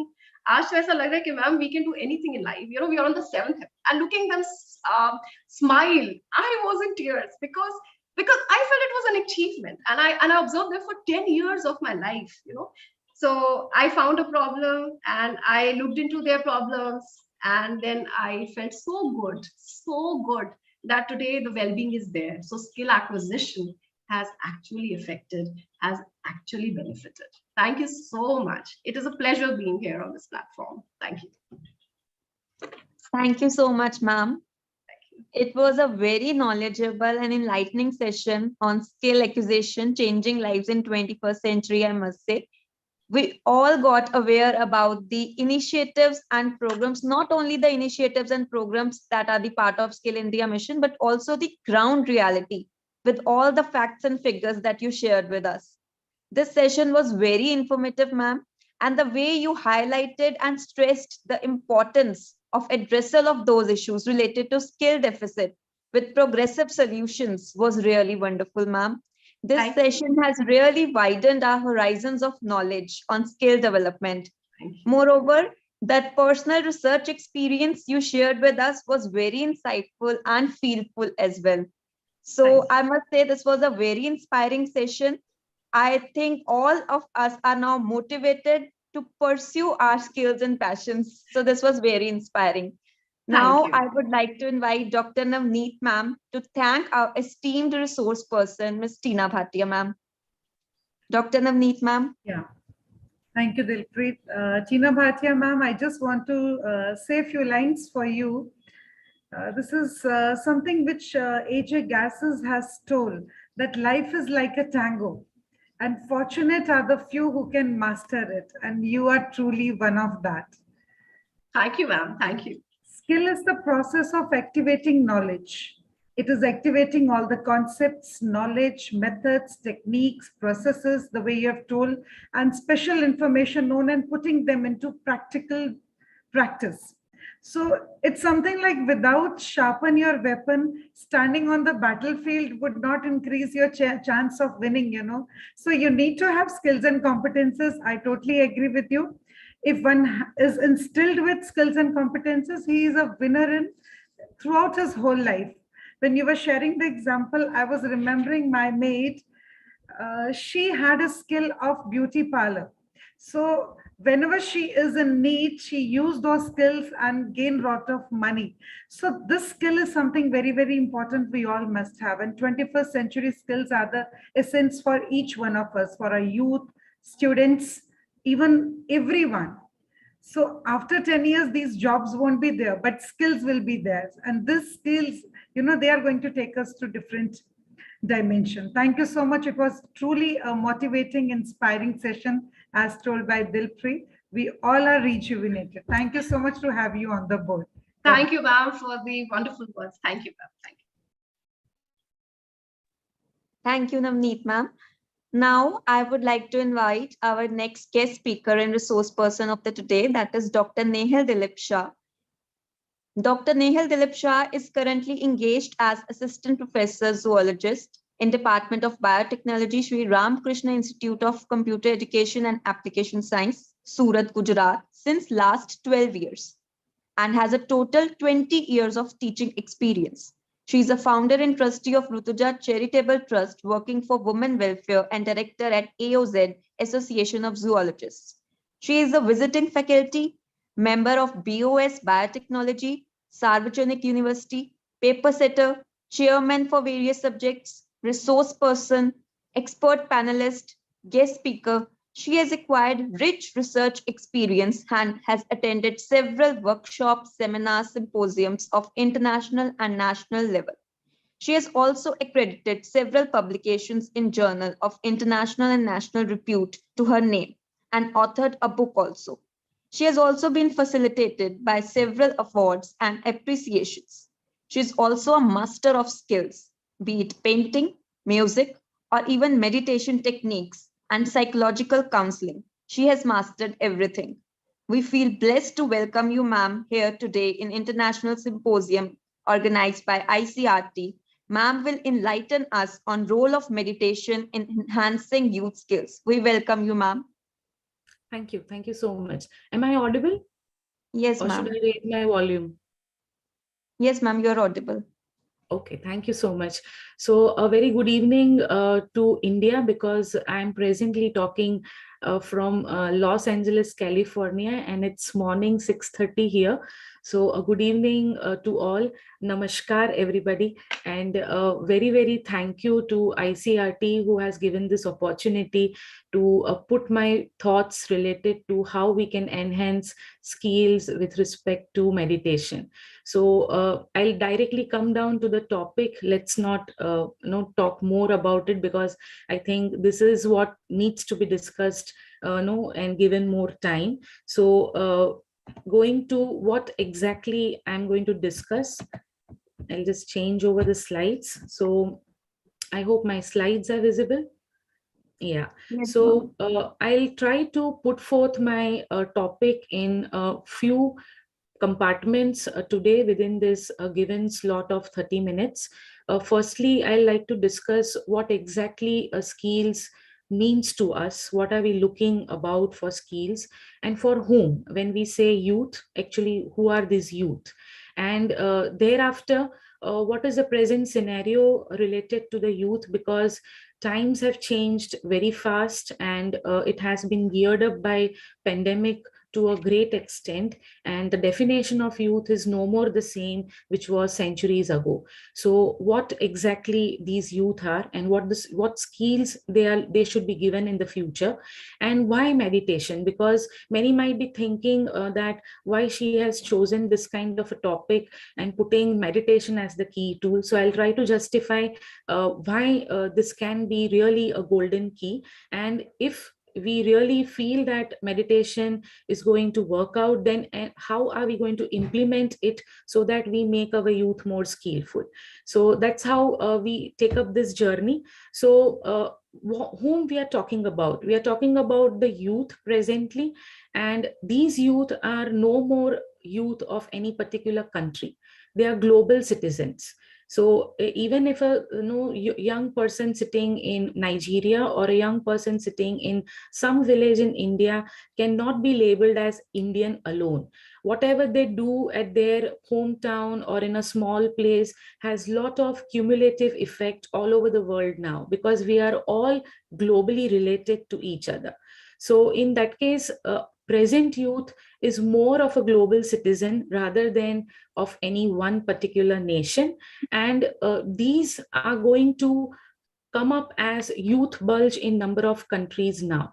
So as rightly mentioned by Tina ma'am related to the census, I'll not go much in the census, but we expect that by 2030, there is going to be 1.3 billion people in the world who will be in the age of 15 to 24 years, that particular whole lot of population is likely to be in the low income countries rather than the developed nations of our present world. These youth, as per my observations, I'll be clear, I'll be sharing the observations through whatever I have gained during my teaching learning experience no, at the school, at the university level. And I have found that the present generation is very fun loving, they are very carefree, they want to really enjoy life to the fullest, they look for a lot of entertainment, and we are not able to match up with them because they have high emotional quotient and high spiritual quotient. So dealing with a youth who is extremely smarter than us and providing them skills is a very big challenge presently, not only to India, but all over the world. So this is the youth that we are basically talking about today. And this youth can be labeled as into different generation criterias. What we are dealing presently is partly the millennials, partly the Generation Z. They are known as Generation Zoomers, because millennials were the ones like me who were introduced to the computers, those dabba kind of computers with had the flat screens. Behind you had a very big monitor and all, and now you have a computer into a chip. So we have come long way within short period of time. But millennials were introduced to computers, whereas Generation Z came across mobile phones, and then present generation Alpha, which is the generation which is starting from the people who are born after 2010. So those have actually born with smart technology. Now dealing with these three different genres and generations which have seen a transit of technology is again what we are dealing with youth. So this is our basic challenge. We have a transitory generation, we have a generation who is already born with the technology, and we have a generation who is actually they are confused how to use the technology. So this is basically the youth that we want to deal with. And what basically the skills mean. So skills is something which you can be effectively executing and gaining something out of it. So a kind of ability wherein you can use your acquired knowledge in a very effective way and execute it, which is visible to others. So that is what skills are going to be. But the question is why we are looking for so much youthful youth with skills. The reason is that if a youth is having maybe 1, 2, 5, 6, 10 skills, they will have more opportunities to explore. More opportunities allows them to select more choices. The better they make the choices, they are going to have more monetary gains. They can withstand the existing competitions. This leads to a lot of well-being, like social, economic well-being. Their standard of living is going to improve to a very great extent. And when you have achieved a post and position and you're having an economic status and stability, you can always look into the choice of your hobbies. You can always explore your health, which leads to a better living and ultimately a long lifespan. So that's the reason it's essential to be skillful. What kind of skills usually are imparted presently? So these are all different sets of skills. I'll not go in the details of these.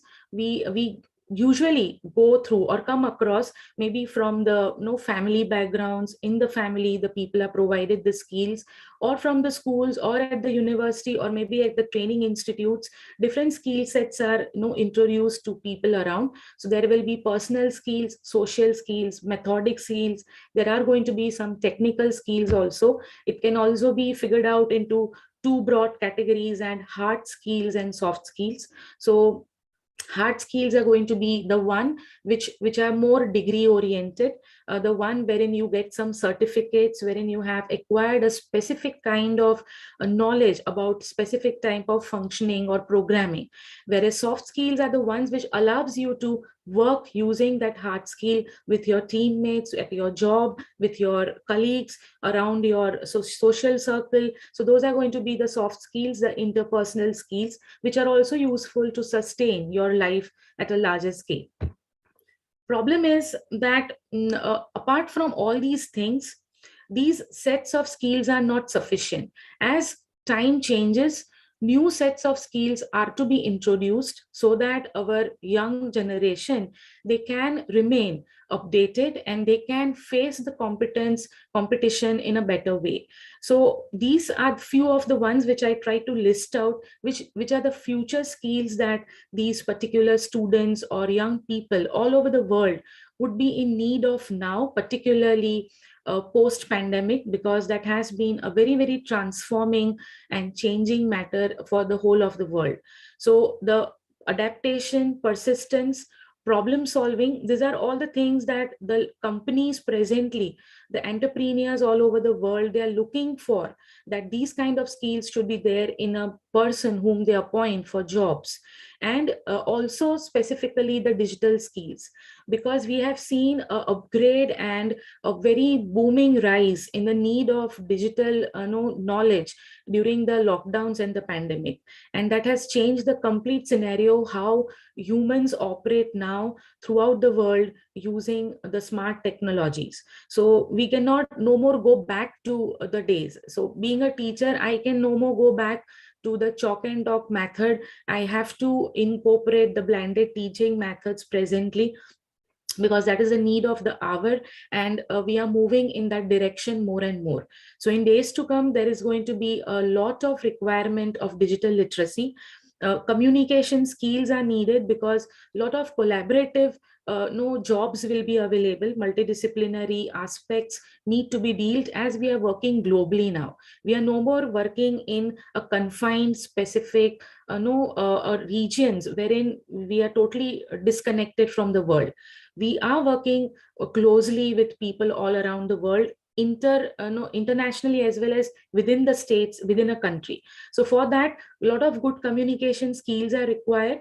Stress tolerance, as the competition is increasing, the demand for work is increasing, and the companies need a person who really has good stress tolerance capacity, apart from numeracy and financial literacy, lot of creative abilities to sustain the competition, and critical thinking as always to solve the problems and to come up with good creative ideas. Two more skills which are not being visualized when I was doing literature review related to the topics of the skills. What is not much discussed is this two sets of skills, that is skills to combat emergency and healthy aging skills. And these are very essential, because the population which is going to rise as in a young population by almost 1 million in the coming to 2030. Same time, we also have 1.4 billion population world over who will be old. They are going to age. So in that condition, there is going to be a lot of imbalance between young and old population. And our youngsters, because it's a big chunk presently, needs to understand how to deal with the aging issues that they will be facing in the coming years. So that set of skills also needs to be imparted to them. Skills to combat emergencies, this generation comes across more emergency situations than the past generations, because more natural calamities are happening, more pollution and climate change problems are existing.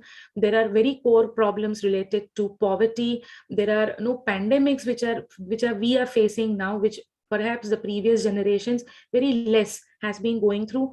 War fronts and a lot of violent conflicts are coming across. So they need to come across skills which can help them combat this kind of emergencies at their home, at their country, at an international level. Next is, these are the challenges of the present youth. When we say the skills required, the future skills required, why we are not able to patch up between the requirement, because there are some challenges that these youth are continuously facing, which has been aggravated and accelerated a lot because of the pandemic 19. It has gone threefold, fourfold times higher in terms of the challenges now. There is a lot of gender discrimination, climate change issues, persisting poverty, problems. There is a lot of rise in inequality. There is gap between education and the skills needed actually in the practical world. So what we are teaching them at the educational level is not matching up with the needs of the companies and the job givers outside in the practical world. lot of violence has increased. There is demographic transition happening all around the world. There is rapid technological changes and transformation, which is happening very, very fast, and which are very difficult to cope up for anybody, because you understand one technology, meanwhile the next has come up. So you need to remain continuously updated. Mental health issues have risen a lot. Students and young generation come across a lot of body image and substance abuse and negative stereotyping due to peer pressure. Apart from this generation has also, this particular youth is also having certain vulnerable target groups, which are more challenging for us to bring them to the surface for making them more skillful. So the vulnerable youth, I have listed a few. The youth which is coming from disabled personalities, or the youth which is coming from poor household, rural communities, minority groups, they are really more in need of the help. The young women and girl, because there is a lot of disproportionate household domestic work which has come up suddenly during pandemic, and it is reported by United Nations that women have lost a lot of jobs compared to men. They are already being paid less at number of places, and pandemic has aggravated that particular situation. A lot of home violence, domestic violence has also increased with them. But the youth, is it prepared for what we want to impart? So the perception of the youth presently is something very different than what we want to actually give them. So they are the ones who look forward to achieve more materialistic gains, earn name, fame. They want the money very fast. So it's like I tell my students at my hometown that, you want everything in 2 minutes, 2 minutes noodle. Cook it fast. Now, everything doesn't happen in 2 minutes. So the lack of patience, the lack of tolerance is really missing with them. They are the ones who are increasingly becoming self-centered. They're getting cut off because of use of lot of technological tools, getting cut off from the families, the social aspects, the cultural aspects, and definitely the spiritual aspect. They are the ones who are not able to let go certain particular things. So they don't want to share.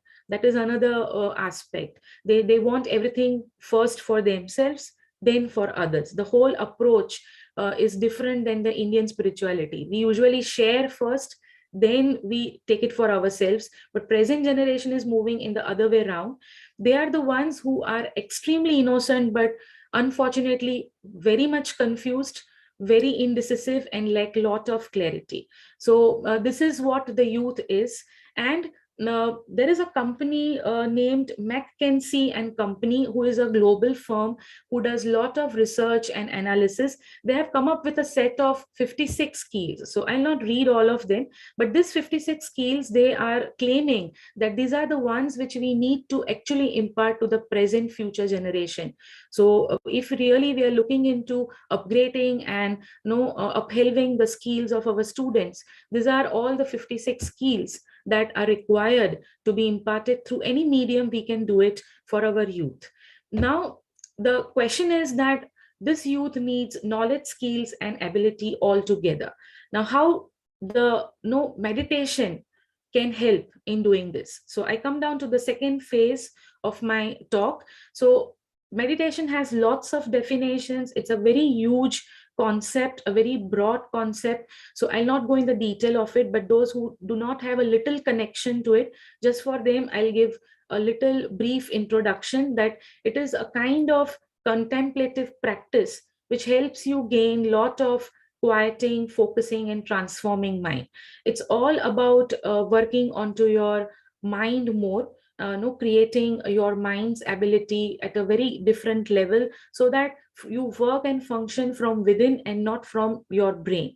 So it has a lot of other aspects, and this particular meditation techniques are being, hundreds and thousands of techniques have been registered worldwide, and there are certain systems which have also come up providing different particular techniques. So I have not labeled all the techniques here because there are many techniques available in meditation, but these are certain systems who provide different kinds of techniques. For example, if we consider Buddhism, Buddhism will provide Zen meditation also. It will provide Taoism with respect to meditation techniques. It has its Vipassana meditation, metta loving meditation. There are a number of meditation techniques with Buddhism. Same goes with Hindu, wherein Hinduism provides yogic and Vedic techniques. It has its own mantra meditation. It has its own different kinds of breathing, pranayam based meditation, and the yogic sciences. So there are a lot of techniques available which even people have been utilizing in psychology now, as in psychology therapy, for a number of people all around the world. And now it's very popularly known as mindfulness techniques. So mindfulness has actually come up from this meditation. So what can this meditation do? So I'm sure many are looking into this, that why meditation? So meditation is the one which is going to develop a very important, I wouldn't say skill, but a very important component into the youth, and that is zeal. That is something that I want to do this. So being a teacher, I have seen that we offer hundreds of programs, for co-curricular activities, and so much of good things we offer to the students, but students have no willingness to pick up them and learn. So if there is no willingness, you cannot go forward. You need to create a willingness. Once they are willing to learn something, then there is no stoppage. Nobody can stop them. Even if you don't provide skill, they will find on their own. But then that willingness, that zeal has to develop, and that willingness should sustain for a long time. So what meditation can do is it can develop this willingness, enthusiasm to learn something new, because skills once provided is not ultimate. Skills is a lifetime achieving factor. You have to continuously keep on upgrading yourself. Now that you can only do if you're willing to do something. So that is why it's essential that this core element should be there within our young generation. Moreover, because many people do not have faith in meditation, so now a lot of research has been taking place. And in one of the books that I read, one of the PhD student, Sarah Laser, who was a part and parcel of Harvard Medical School, she has claimed that it can change the brain and its effective areas which are associated with learning, mental cognition, memory, and emotional regulation. So basically, meditation is going to rewire the complete brain. So we always have the issues that I want to teach the student this, or I want to teach this young person this particular skill, but they don't have capacity.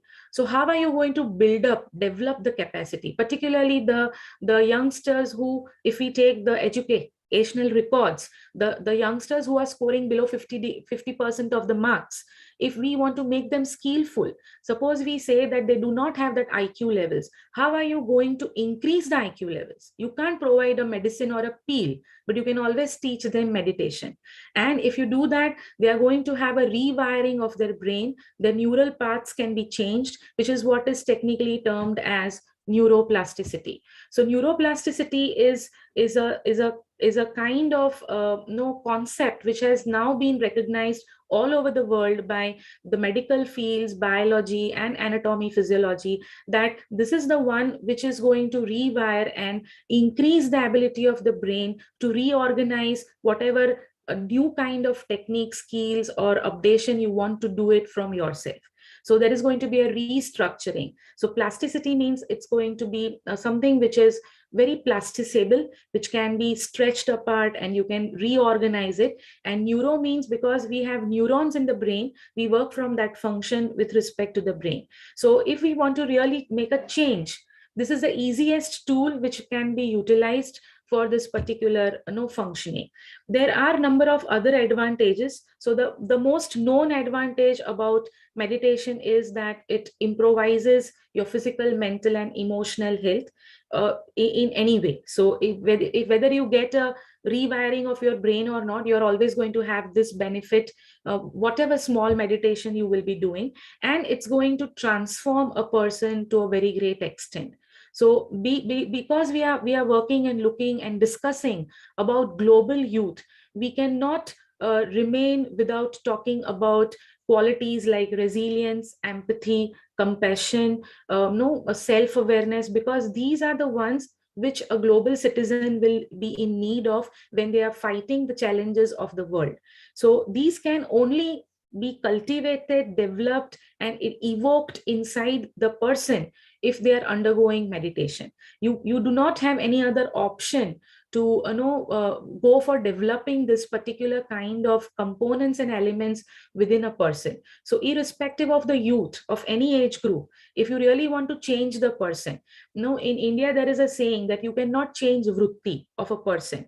It goes with the ashes. When the person will die, vritti will go with the ashes. You can't change the nature, but meditation can help change the nature of the person, can regulate the nature of the person, and bring out a new transformed person who can be more workable, more doable, more skillful for the surrounding. And also, if we have this kind of healthy people, the society is going to be much beneficial out of it.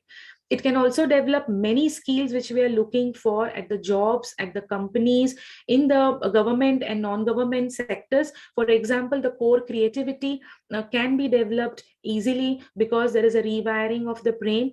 There is going to be a lot of good communication automatically developed when the person is undergoing meditation. And the decision making, the clarity confusion that I told you previously, that can be easily taken care of because more clarity comes automatically as a person calms down, has the inner peace, and they have a self connect with themselves. Then there is an aspect of perspective. So many a times, we think at a very, very narrow level. We are not able to have a greater and broader visualization, which is needed when we are working globally. So youth can develop a higher, larger perspective beyond themselves. If they are doing meditation, they can be more discerned. Discerned, by discerned I mean to say that they can be more filtering their thoughts. So they will be having a regulation within themselves, that what thoughts to pick up and what thoughts to avoid.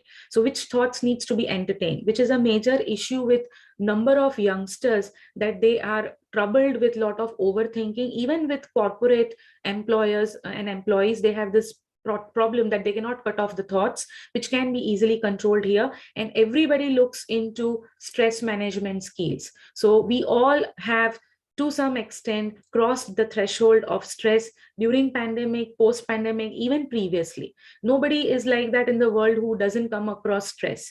So, and the coming generation has more challenges. So in that case, they will need a lot of good skill sets to manage the stress, which is also a demand by presently hiring companies all over the world. So that can be easily imparted through meditation.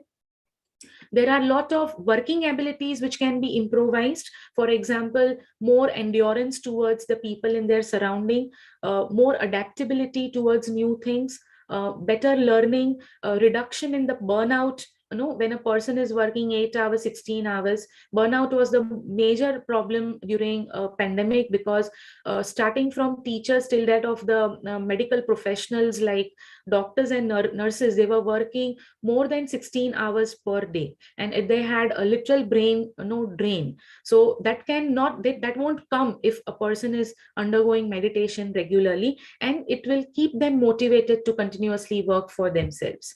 So the other aspect of the whole thing is, what about those whom we label as dull? So if we label somebody as dull and dumbo, they don't know anything, how are we going to impart skills to them? It will be easy to impart skills if you teach them meditation, because their intelligent quotient, their emotional quotient and spiritual quotient will come up to a great extent, and that will help us impart the skills to a very great extent. Now, there will be people who still have questions and they would not agree with me even at this point. So I've presented few papers here, and these are all the latest findings, so that, because we are the people who go by rational and logic, so unless you have a proof, we'll not believe into it. So just to give little proof, I'm presenting this few of the things that there was one paper which was which was a study done onto how meditation can change the brain structure and be more effective in terms of the brain structure. This is, you can see into the slide, it is a paper which is of 2022. So they and the ones which I have already highlighted into yellow, if you can read that, it is clearly indicating that long-term meditation practice is going to remodel the way the information is propagating across the brain, how your brain is actually taking up the information and reorganizing it for you. So that is going to change. So what I was telling about neuroplasticity, that is not a concept, hypothetical concept. It actually is happening, and it is going to, meditation is going to be more effective onto the brain dynamics. Not only the brain dynamics, that means the functioning, but also the anatomical structure of the brain can be rewired. So that was one paper. You can see there is one more paper, which was, this is a study which was done with respect to critical thinking.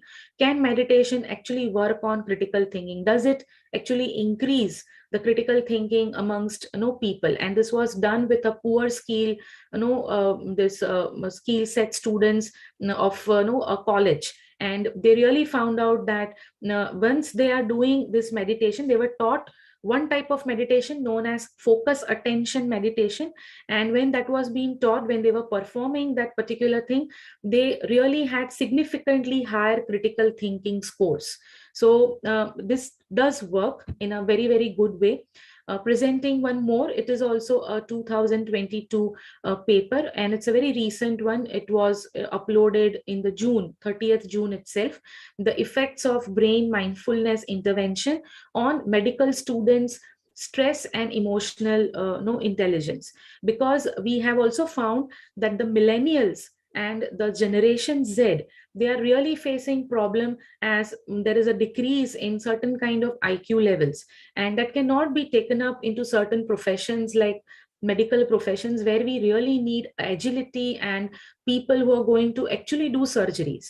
So when those techniques were taught to them, it was found that the medical students had much more adaptive life in terms of their day-to-day situation without taking up the stress. And it was also noted that because of this kind of technique, mindfulness technique, which was delivered to them, their stress factor was reduced to a great extent. Now, many people have a question that meditation takes a lot of time. So I've deliberately taken this particular paper because they talk about mindful meditation, which is not going to consume your time. So even if you are doing 5 minutes meditation, it can make a change. And there are claims that even if you cannot do 5 minutes, okay, for yourself, because I've seen people in working in corporate world, the meetings are one after the other, and they don't even have a time to go to their toilet. So that is also a major problem. So if you have that kind of a condition, that kind of a very, very busy schedule, but even if you can pause for 1 minute and take just 3 long breaths, you really make change to the anatomy and physiology of your brain, and it works. So we need to impart this to our young generation, how to deal with themselves, how to deal with others and their surrounding using this particular kind of the functioning. Now, last paper which I took up was this, which actually tells you that brain has shown changes. Now, I couldn't put a lot of ECG diagrams here because that would be difficult for many of us to understand, as it's too much technical. But there are a lot of MRI photographs which this particular group has taken up, which shows actual changes in the brain activity and much better changes with mindfulness techniques in the brain activity. So that's the reason what I was saying was that meditation is the golden key, and it's a lifelong practice. Once you teach somebody, it becomes their own skill. See, skill sets have to be upgraded, but meditation doesn't need any upgradation.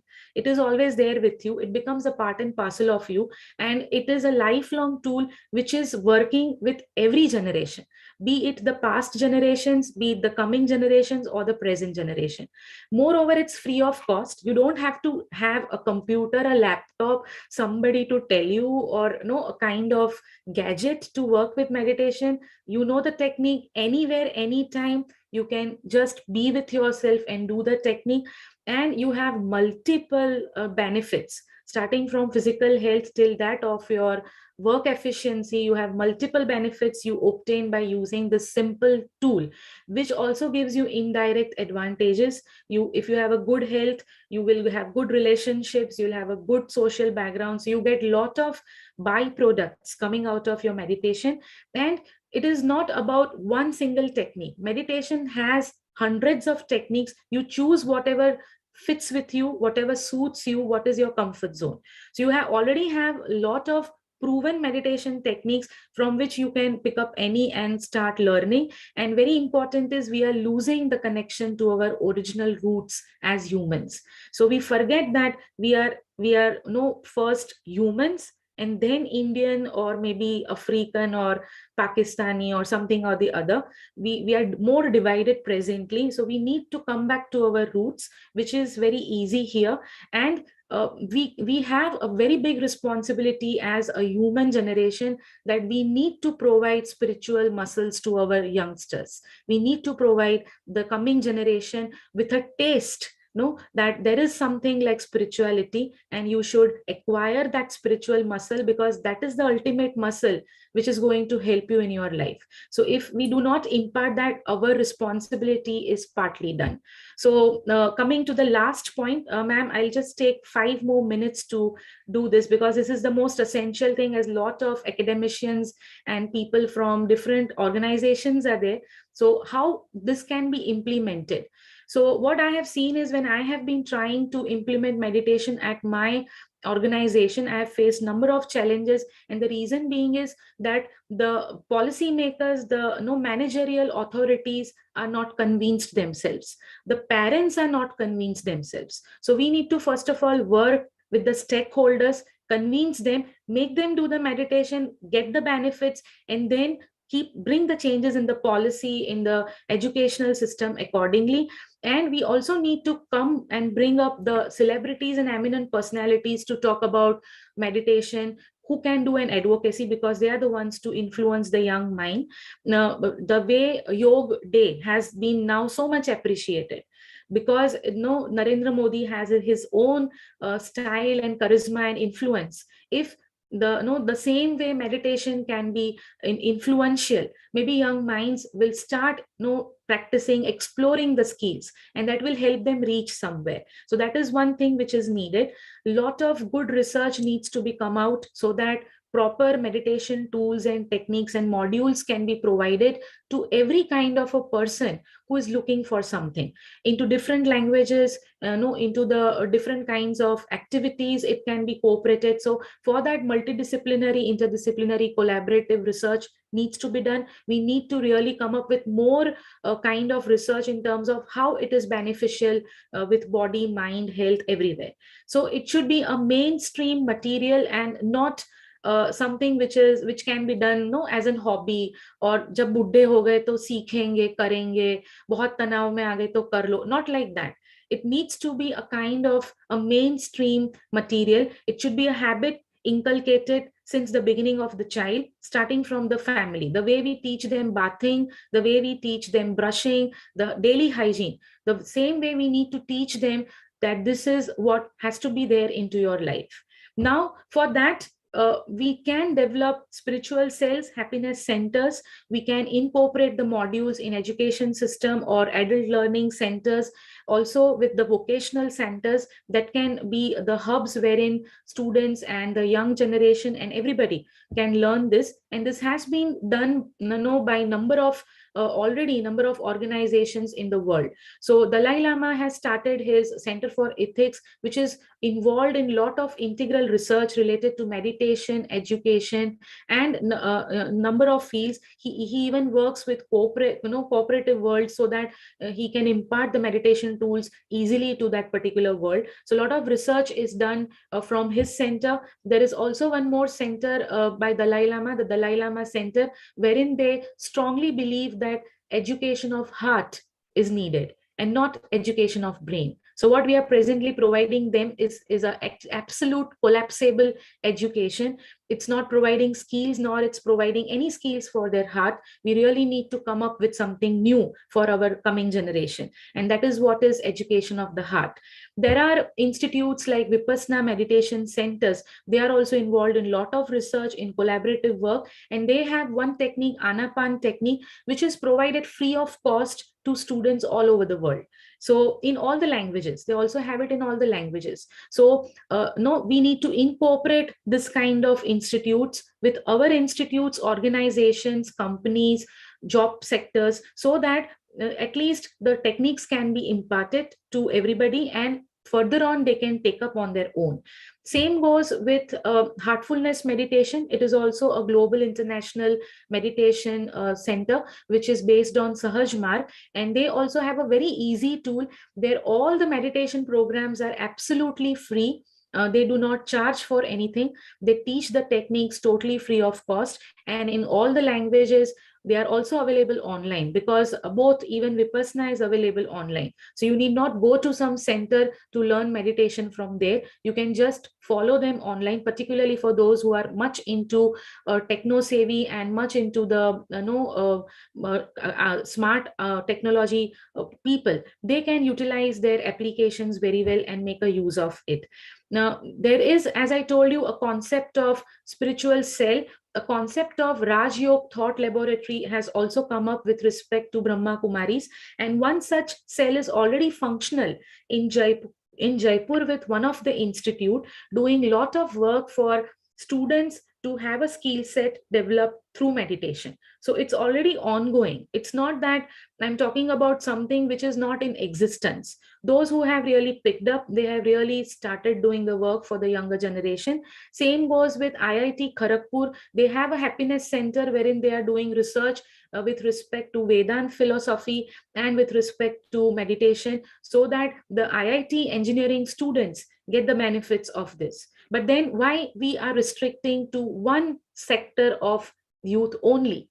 Why can't the educational systems all over the world, when we are collaborating at United Nations, I request and humbly urge United Nations to look into this factor, that please incorporate meditation into your modules, please advocate for it and bring it at an international level for everybody open to learn, so that the skills can be enhanced very easily. So lastly, to end up, the golden key is definitely meditation, because it leads to the willingness. It invokes, develops the key component, that is willingness. Once everybody is willing to learn something, any kind of skills can be imparted to the youth. A skillful youth will always make a very, very happy world. Thank you so much. Thank you. Thank you so much, ma'am, for this amazing session full of knowledge and wonderful insights on psychology of youth. We all became aware about various meditation systems and practices.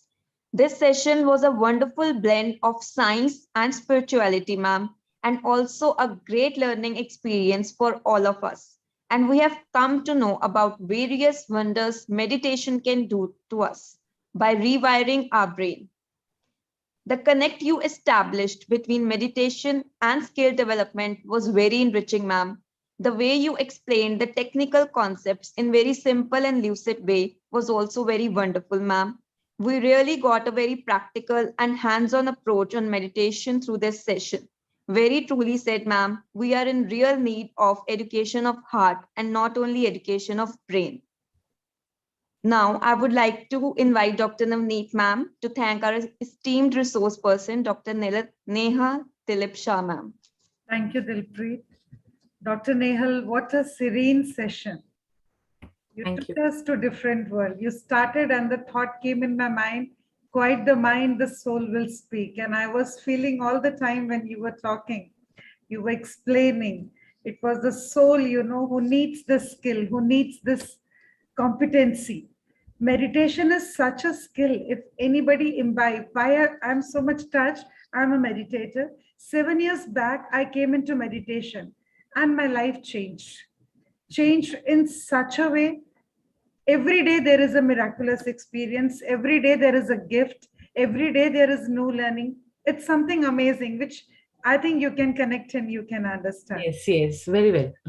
You know what quantum physics says, that as you go deeper and deeper into the workings of the atom, you see that there is nothing there, just energy waves. It says an atom is actually an invisible force field, a kind of miniature tornado which emits waves of electrical energy. So when you become a meditator, then you realize everything in life is a vibration only. All, and it's the vibes you are able to take. So you are the creator of your own universe, your thoughts, your actions, your imagination. So you can create whatever you want in your life. So it's only what we believe. So never stop believing in the magical unstopped you, I believe so. Thank you so much for such an enlightenment session. Thank you, Thanks ma'am. to rather all the speakers. Let me present first vote of thanks, Dilpreet, then I'll give this to you. So last but not the least, I want to present vote of thanks to all the speakers of the day. Dr. Bala Subramaniam, your personal life experiences, have really touched us. We definitely have to upgrade the youth at every level. Miss Tina Bhatia, you're so beautiful inside, outside, and the warmth came to us, your personal, practical. I'm also from GD Goyanka. So it was something, I can feel that warmth, how happily you open your arms to give that skill, love to each. That is the, I think, need of our for each one of us. We are educators, where we are standing, what we have, we need to impart that to each one around us. Thank you so much. And lastly, Dr. Nehal, you are a divine being. We all are divine beings. I think that's why we are one family on this platform together. I think more than 272 participants are there. Thanks to each one of you. It's beautifully said, when life is sweet, say thank you and celebrate. And when life is bitter, say thank you and grow. So both way we are learning.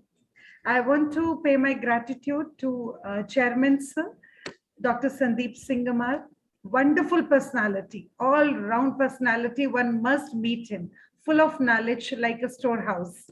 Dr. Sandeep Sihag, Secretary, the one who is working so hard day and night to take ICRT to I don't know what level, what dimension. Core ICRT team and technical team. Every time you bring L'Oreals and you bring, I don't know what all things, from where you get these resource person, we truly wonder. And for creating this platform where learning comes always with a flow, rather I should say dynamic flow. Schooling doesn't assume, employment, but skill does. A good entrepreneur converts his skills to cash. This is what ICRT is doing, helping imbibing skills and competences in its every member globally through these research programs and webinars. I want to pay my heartfelt thanks to every participant across the world who is present over here. Now I can remember many faces because every time we meet, and I really feel the families, increasing and enlarging with wonderful experiences and people. And my special thanks to, yes, Dilpreet, the beautiful moderator, full of warmth.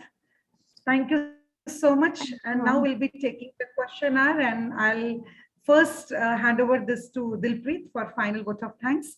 And then we'll start the questionnaire. And the questionnaire, Dilpreet, will be till 7:45 p.m. only. We have to be very strict. Please take care. And yeah, thank you. So I would really like to say that today's session was very informative, very knowledgeable, insightful, enlightening, engaging. And the concluding remark, I would say that to teach is to touch the lives, but to give a skill is to create a lasting wealth.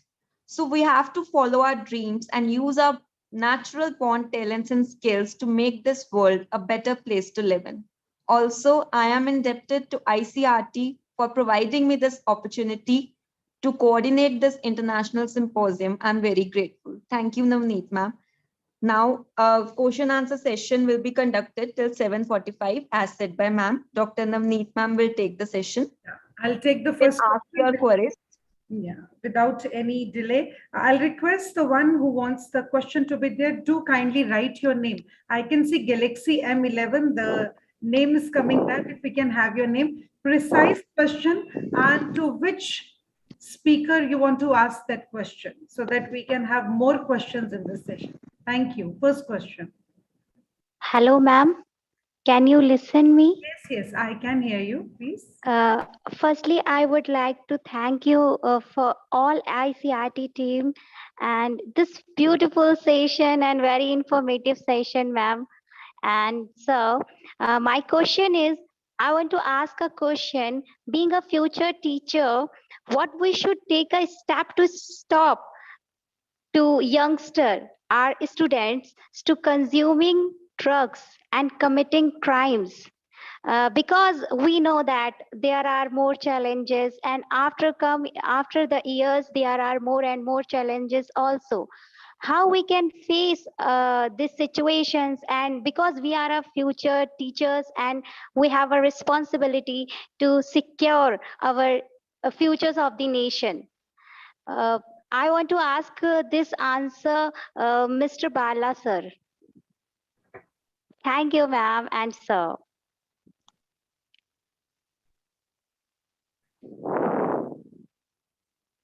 Sir, you need to unmute yourself. Dr. Bala, yeah. Please. Yeah, yes, I've noted. Yeah, it's a wonderful question, my dear young teacher. Deepika, sir. My name is. Oh, wonderful, Deepika. It's an excellent question, because the society has been improving all through. Till my 70th year, I've been watching the youth and the elderly also. They are diametrically opposite to each other in their behavior. And naturally, when the elderly people see the youth, otherwise they react. But my problem is, I always believe and I go with the people on the same stride. When I see a young boy, otherwise, I talk to him. I spend a lot of time with him. When I was very young, when I was in my 30s, I met a young boy. He was otherwise taking drugs, drinking, and all. I used to spend every evening with him for 3 months together. At the end of the 3rd month, that boy began to advise me, Bala, you should be like this, you should be like this, you should be like that. That was wonderful. That boy later became a wonderful teacher in his career. And he used to tell me, my guru is Bala. I learned from him and I became a very good teacher. Even now, he is now 58 or 59. He's retiring now in a year or so, working in a school in Dindigul. It's wonderful, Deepika.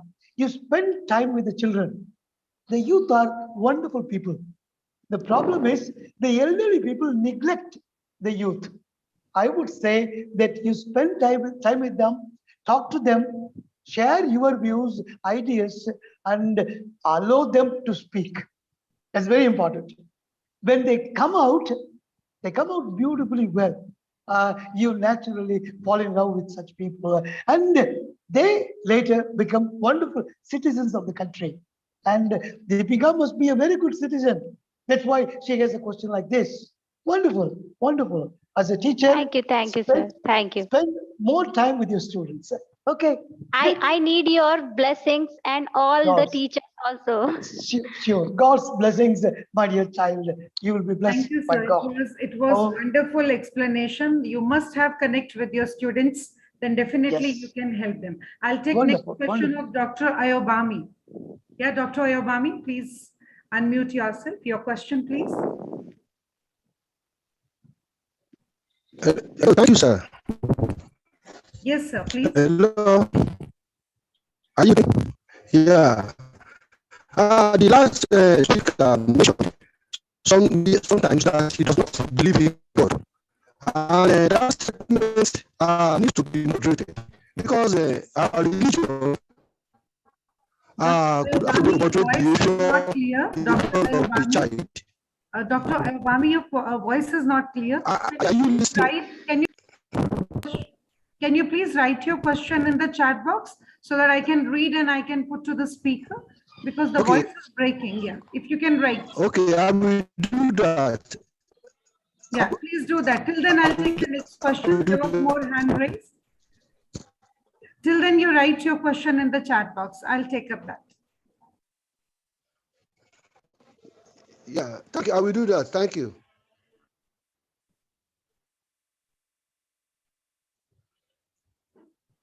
Can we have another question? There was one more hand raised. Till sir is writing in the chat box the question.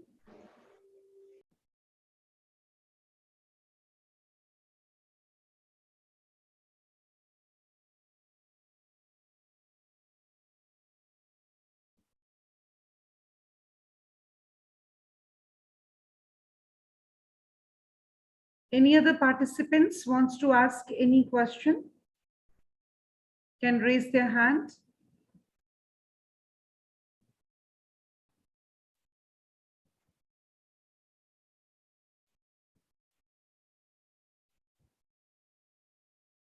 Or if there is no question, you can share your experience also.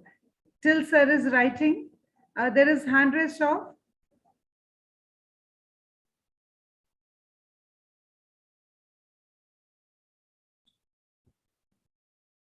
Please unmute Mr. Shri.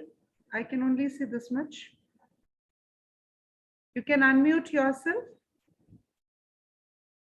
Shri Malu, yeah. You can unmute and you can ask your question. Shri Malu. Sirira Mulu.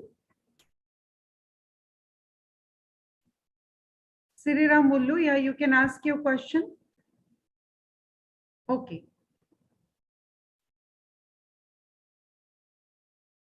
I've got the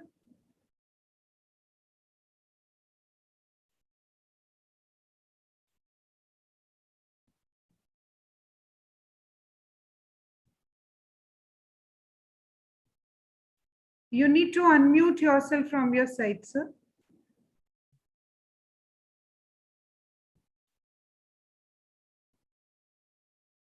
There is some.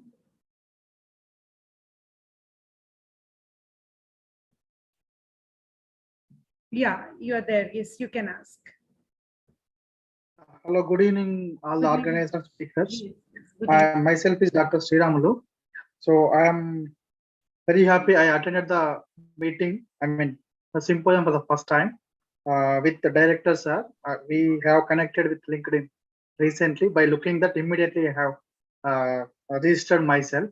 So I am very happy and I have enlightened with all these three topics, especially Professor Bala sir shared his personal experiences. Like it is something like sociological aspects of skill development. And Bhatia madam explained about exact what is skill and how to enhance it. And third aspect is related to spiritual side of the skill, means how to enhance from our by using our brain, something like that. So however, all these my view is all these are stressed emphasized more on in national education policy 2020. They have clearly explained, and the committee has clearly recommended to inculcate all these values, especially skill development, in NEP 2020. Once all the governments are ready to implement NEP 2020, so whatever we have discussed till now, everything will be possible. However, one few queries. One is to Bala sir. So he said investment in education is nothing but investment for development. But nowadays, slowly, most of the governments are moving back to invest on the education, and where the vulnerable groups are going to be suffer a lot, which has already covered by Tina madam. Means vulnerable groups are also there. So there is a need to help them. And the second one is for Nehal madam. This is for madam also covered on how to help the vulnerable groups, and she said that there is a golden key. But sometimes, especially madam also suggested very good that we have to use the celebrities to promote, to encourage the youth to take the yoga practices. But some prejudices are there. Madam also mentioned there is a need for having scientific research on the impact of yoga on well-being. That is also needed. And for Tina Madam, she also clearly said that there is a need for bridging the gap between industrial requirements, and there's a need to have restructure the curriculum at the school level. Whatever we are teaching to the student, that is not skill based, it is most of the time like recitation model or rote memory. So I think most of the people who have some experience in the foreign universities or who are staying now there, like Nehal Madam, they know very clearly what is how the structure, how the curriculum in their countries, especially developed countries. So those models can be taken into our countries. Thank you, Siramalu sir, for your experience. Dr. Ayodele, if you are there. Dr. Ayodele, because I can't see your question in the chat box. Dr. Adebayo first. Yeah, please. All right. Yes, Thank you, madam. Yes, we can hear you. I just want to ask. All right. I just want to ask my question from the last Dr. Nehal. She spoke about educating the heart and educating the brain. And she said that educating the heart is best to educating the brain. I just want her to give us more explanation on how best we can educate the heart and the major difference between educating the heart and the brain. Thank you, ma'am. This is to the third speaker. Yeah, it's for me. Yeah. What I understand is, thank you for the question. What I understand is you're asking how to implement the education of heart for the depressed people. Am I right? Okay. All right. Yes, you are talking about meditating the heart, educating the heart to educating. You give a difference between educating the heart and educating the brain. And you said that it is best to educate the heart. That one is more preferred. If I did not misunderstood you, so that's the area I want you to just speak about.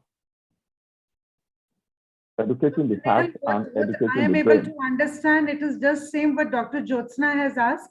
Once we say to students for meditation, they just take it as a fun or think it is a matter of senior citizens. So how to prepare students for doing meditation? Yeah, exactly. So Mr. I think Emmanuel, is your question related to this? Yes, madam. So we can answer. Yeah, so I'll tell you my personal experience. I am already overloaded at my institute for teaching the regular syllabus and the courses. Yet I introduced help program of heartfulness meditation to 2 of the classes. So we selected 2 classes at my institute as a trial experiment, and there were around 100 students into it.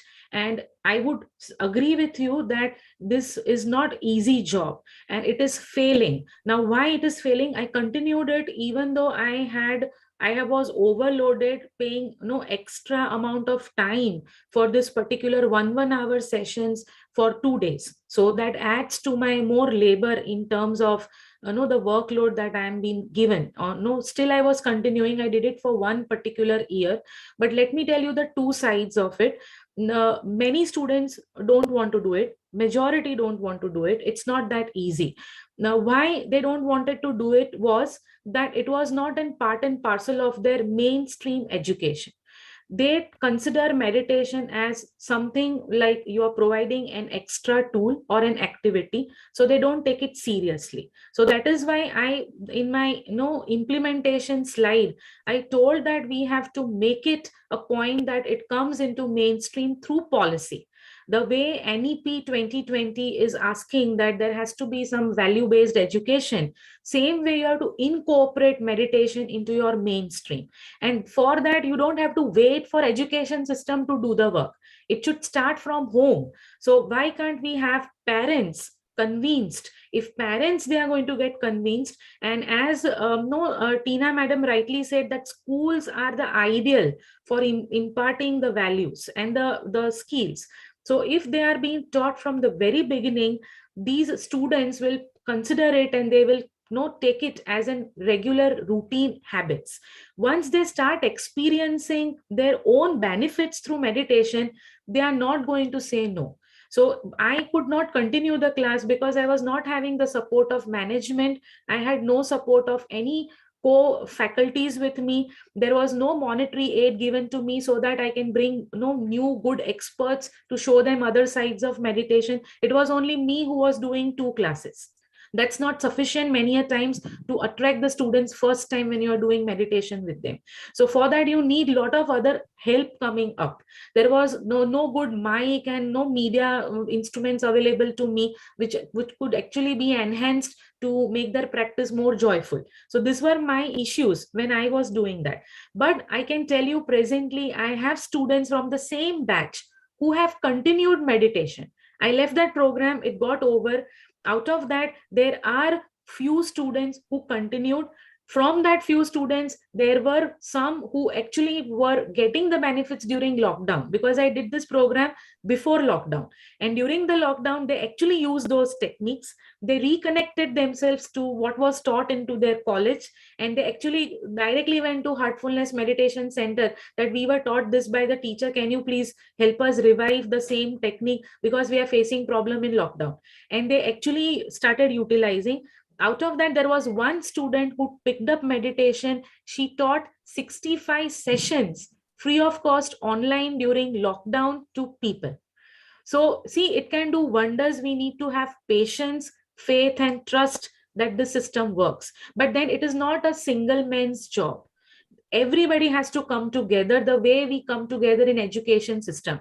So you have to add it into the syllabus. You have to see to it that you make it into activity modules. You make it a part of the sports. You make it a part of the playgrounds. You make it a part of the prayer sessions, the assembly sessions. You need to inculcate this as a course. If required, maybe we can provide credit based courses and certificate courses to them. Somehow, somewhere we need to impart this in the policy and in the education system, and through the stakeholders. Once it comes through them, it's going to be working wonders. For example, Yoga Day. So everybody knows that yoga is useful, but how many were keen to do? So at least on 21st June, people are reminded that you have a very useful tool and you do it. And I am sure out of 1,000, at least 10 must be such who have now regularly made it a practice, because they have to practice for 21st June and it's really useful to them. So slowly it comes into the mainstream, but we have to work at a very higher level, starting from higher authorities till that of the lower teachers. It's not there with the B.Ed education. Are we teaching the young teachers like this particular girl from this Galaxy M11 who was asking, I'm a future teacher. Does a future teacher know anything about meditation? No, because she doesn't have anything into her Bachelor of Education course. So how can she impart when she herself is not having the instrument? So we need to actually change a lot of system at every level, starting from corporate worlds, education, for parenting, even with the medical science, everywhere. And we need different people, different stakeholders coming from different facets at one particular platform, and then giving the stuff to them. I'm sure it will work out. The problem is everybody is trying individually. Heartfulness is trying individually. Vipassana is trying individually. We are not coming together united. The day we come unitedly and we work for the same cause, it can be implemented easily. We have been working with sex education, value education, moral sciences. This has been incorporated. Why can't this skill be imparted? It can be imparted. But this is a problem with the system, right? Thank you. I hope I have justified your question. It was really wonderfully explained. I want to add up something over here, Mr. Emmanuel. Normally, when we start the schooling, how we start, we give conditioning to the children, say good morning. Whenever you meet any teacher, anyone, we teach them how to greet. And trust me, even now also, we have a habit, when we meet somebody, it is good afternoon, but at times it comes good morning, because so much conditioning has been done. Now, what Dr. Nehal is saying, this conditioning has to be there in every period. 35-40 minutes period is there First minute, 1 minute should be for warming activity, talking to yourself. We talk about love. Why not self-love? How you will do self-love? When you're going inside yourself. So meditation is that tool with which you will be able to understand yourself. So just first minute, every teacher can let the child close his eyes and talk to his organs. They are well. Meditation can be done in many ways. Many different ways are there. So talk to yourself, and gradually when they will feel that peace with themselves. Today, the major problem in the world is you don't want to be alone. You need family, you need friends. Dear friends, the day you will try to learn to be with yourself, that day will be the successful day for you. Then you won't get any stress, any anxiety, because you are complete in yourself. That is the essence of meditation. I'm sorry, I won't be able to take more question, or I can take one more. There was one more hand raised. If it is quick question, because it is already 7:45. Okay, with this note, we will close down. Thank you so much, all the resource persons. Thank you, Bala sir, Tina ma'am, and Nehal ma'am. Thank you so much. We'll start with Thank you very much. Thank you, ma'am. Thank you so much. Thank you very much. Ceremony, Dilpreet, over to you so that you can start the next. Yes, ma'am. Now we will commence our award ceremony with international felicitation of the award, Global Youth Icon Award 2022, the most awaited segment of the symposia. This international symposia on reimagining youth skills for 21st century will recognize the achievements of dignitaries through this award, the Global Youth Icon Award 2022. The screen is shared with you. The first award goes to Dr. S. Siriranjani Mokshagundam, Faculty of Management, Sri Jagat Guru, Bala Gangadhar College of Management Studies, Bangalore. Next slide. Dr. Ayatundo Atanda Falade, Senior Lecturer, Department of Educational Technology, University of Ilorin, Nigeria. Dr. Manisha Digambarao Asor, Head and Associate Professor, Department of Education, Dr. Baba Saheb Ambedkar Maharathwada University, Sub-Campus, Osmanabad. Dr. K. Balasubramanian, our resource person for today, Retired Professor of English, Mananmaniam Sundaralagaran University, Tirunelveli. Ms. Tina Bhatia, G.D. Goenka University, Gurugram, again a resource person for today. Congratulations, ma'am. Dr. Nehal Dilip Bhai Shah, Assistant Professor, Sri Ramakrishnan Institute of Computer Education and Applied Science, Surat. Congratulations, ma'am. Mr. Vivek Kumar Pathak, Yoga Teacher, Little World, Jabalpur, MP, India. Next in the list is Dr. Madhumati Yashwant Shinde, Assistant Professor, Dattaji Rao Kadam Arts, Science and Commerce College, Ichal Karanji. Dr. Sri Vidya Mathwel, TGT, Sarhad School, Pune, Maharashtra. Mr. Yashwant Singh Bisht, Assistant Professor, Uttaranchal Institute of Technology, Uttaranchal University. Ritika Shah, founder of Ritika's Yoga Studio. Mr. Kishore Kumar Dash, Faculty, Department of Botany and Academic Counselor, Balimela College of Science and Technology and Odisha State Open University. Dr. Vikas Shukla, Assistant Professor, Government Degree College, Chakoli.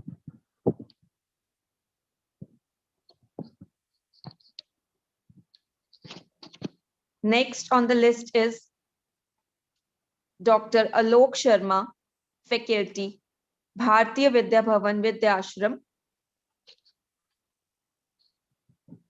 Next is Ms. Gagandeep Kaur, Assistant Professor, Arni University. Rakesh Kumar Shri Patalia, PG Department of Education, SPU, Gujarat. Dr. Shiv Om Pratap, Professor and Head, Christian Eminent College, Indore. Dr. Shakha Sharma, Assistant Professor, GGM Science College, Jammu. Mr. Mohammad Mustafa, Assistant Professor, RCC College of Pharmacy, Basti.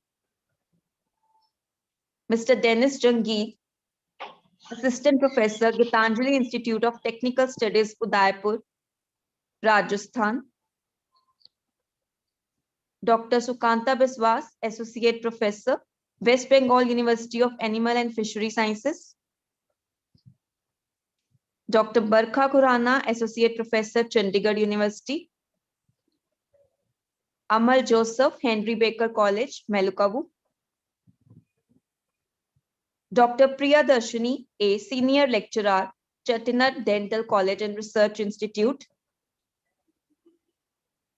Dr. Ibadat Khan, Assistant Professor, Department of Psychology, Akal University. Dr. Bikramjit Sarkar, Guest Lecturer, Institute of Advanced Studies in Education, IASE, Agartala.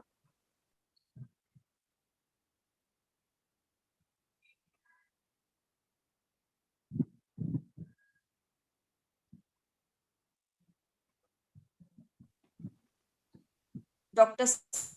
D'Souza, Assistant Professor, School of Law, Christ University, Lavasa Campus, Pune. Miss Varsha.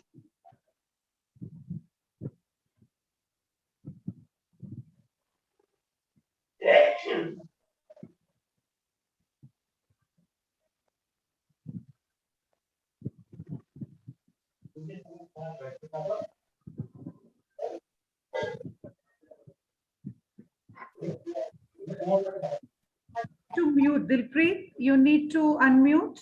Dilpreet, Dilpreet, you need to unmute. Yeah, thank you. Please.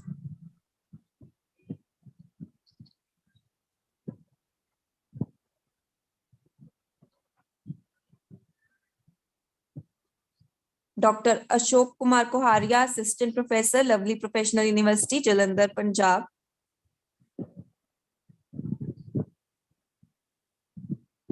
Dr. Anshu Mathur, Assistant Professor, Amity Institute of Education, Amity University. Mr. Kolawole, MML Adisina, Tai Solarian University of Education, Ogun, Nigeria. Dr. Bhupanda Kumar, Professor, Debre Tabor University, Ethiopia.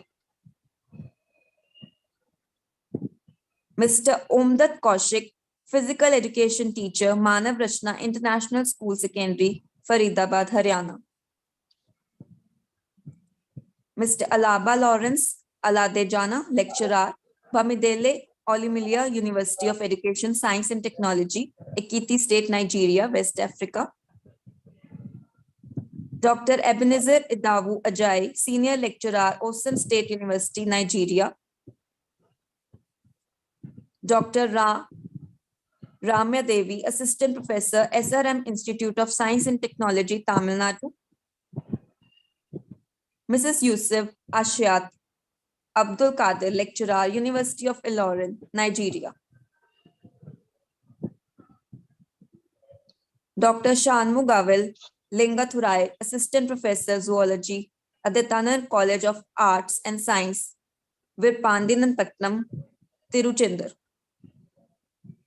Dr. Abiola Latif Alori, Olabisi Unabanjo University. Mrs. Dimple Juneja, Vidya Bhavan GS Teachers College, Udaipur. Mr. Sherbaz, Karakoram International University, Gilgit. Mr. Gurumurthy Publan, Teacher, SMK Raja Jumaat, Malaysia. Professor Bismanjeet Singh, Assistant Professor, GGN Khalsa College, Ludhiana. Ms. Christina Abhita, Assistant Professor, CK College of Education, Tamil Nadu. Mr. Pugalendi, Assistant Professor, Satyabama Institute of Science and Technology, Chennai. Ms. Ila Sharma, TGT, Manav Rachna International School, Noida. Dr. Abhishek R. Mehta, Assistant Professor, Parul Institute of Computer Application, Parul University. Dr. Uma Sinha, Principal, VD Institute of Technology, New Delhi, affiliated to Guru Gobind Singh University, New Delhi. Dr. B. Satyabama, Assistant Professor, Department of Social Work, Holy Cross College, Trichy. Ms. Shazia Rahman, Digital Entrepreneur, Indira Gandhi National Open University. Ms. A. Anuswedha, Associate Professor, Justice Bashir Ahmad Syed College for Women, Chennai, Tamil Nadu. Mr. Nilesh Panchal, Special Educator, Navjeevan Charitable Trust, Ahmedabad. Ms. Simran Asad, Shaheed Zulfikar Ali Bhutto Institute of Science and Technology, Islamabad. Dr. Chitluri Narsimha Rao, Lecturer in Zoology, Government College for Men, Kadapa. Dr. Farida Sharif Khan, Assistant Professor, Dr. Baba Saheb Ambedkar College of Social Work, Moran, Dhule. Dr. D. Veera Nagendra Kumar, Lecturer in Zoology, Government College for Men, Kadapa, Andhra Pradesh. Dr. Adisna Aidele Abigunde, Lead Pastor at Adjunct Lecturer, Higher Ground Baptist Church, the Nigerian Baptist Theological Seminary. Ms. Samazaki Abdeen Abdelghani, EFL, ESL instructor and PhD researcher, University of Science, Malaysia. Dr. Adhisina Abiodam Ezekiel, lecturer, Emmanuel Aliana College of Education, Oyo State. My heartiest congratulations to all the award winners. Your work for the youth skills is really appreciable. Congratulations for the award of. Okay. Over to you, Dr. Navneet Pam. My hearty congratulations to each and everyone who has got the award. You all well deserve, and we are proud of you being the part of ICERT family, and hope to see you in the next session and also in physical session. I really want to invite even all the friends from Nigeria, different countries we have from Pakistan, Ireland, so many people are here. Please, let's meet somewhere when the physical session is also there. Thank you so much for your valuable inputs, and thanks to Team ICERT once again. Thanks, Dilpreet. It was a wonderful evening in India and other places. Morning also, we have Dr. Nehal. She's early morning wake up over there. Thank you so much, each and every person. God bless you. Thank you. Thank you, ma'am. Thank you. Thank you very much.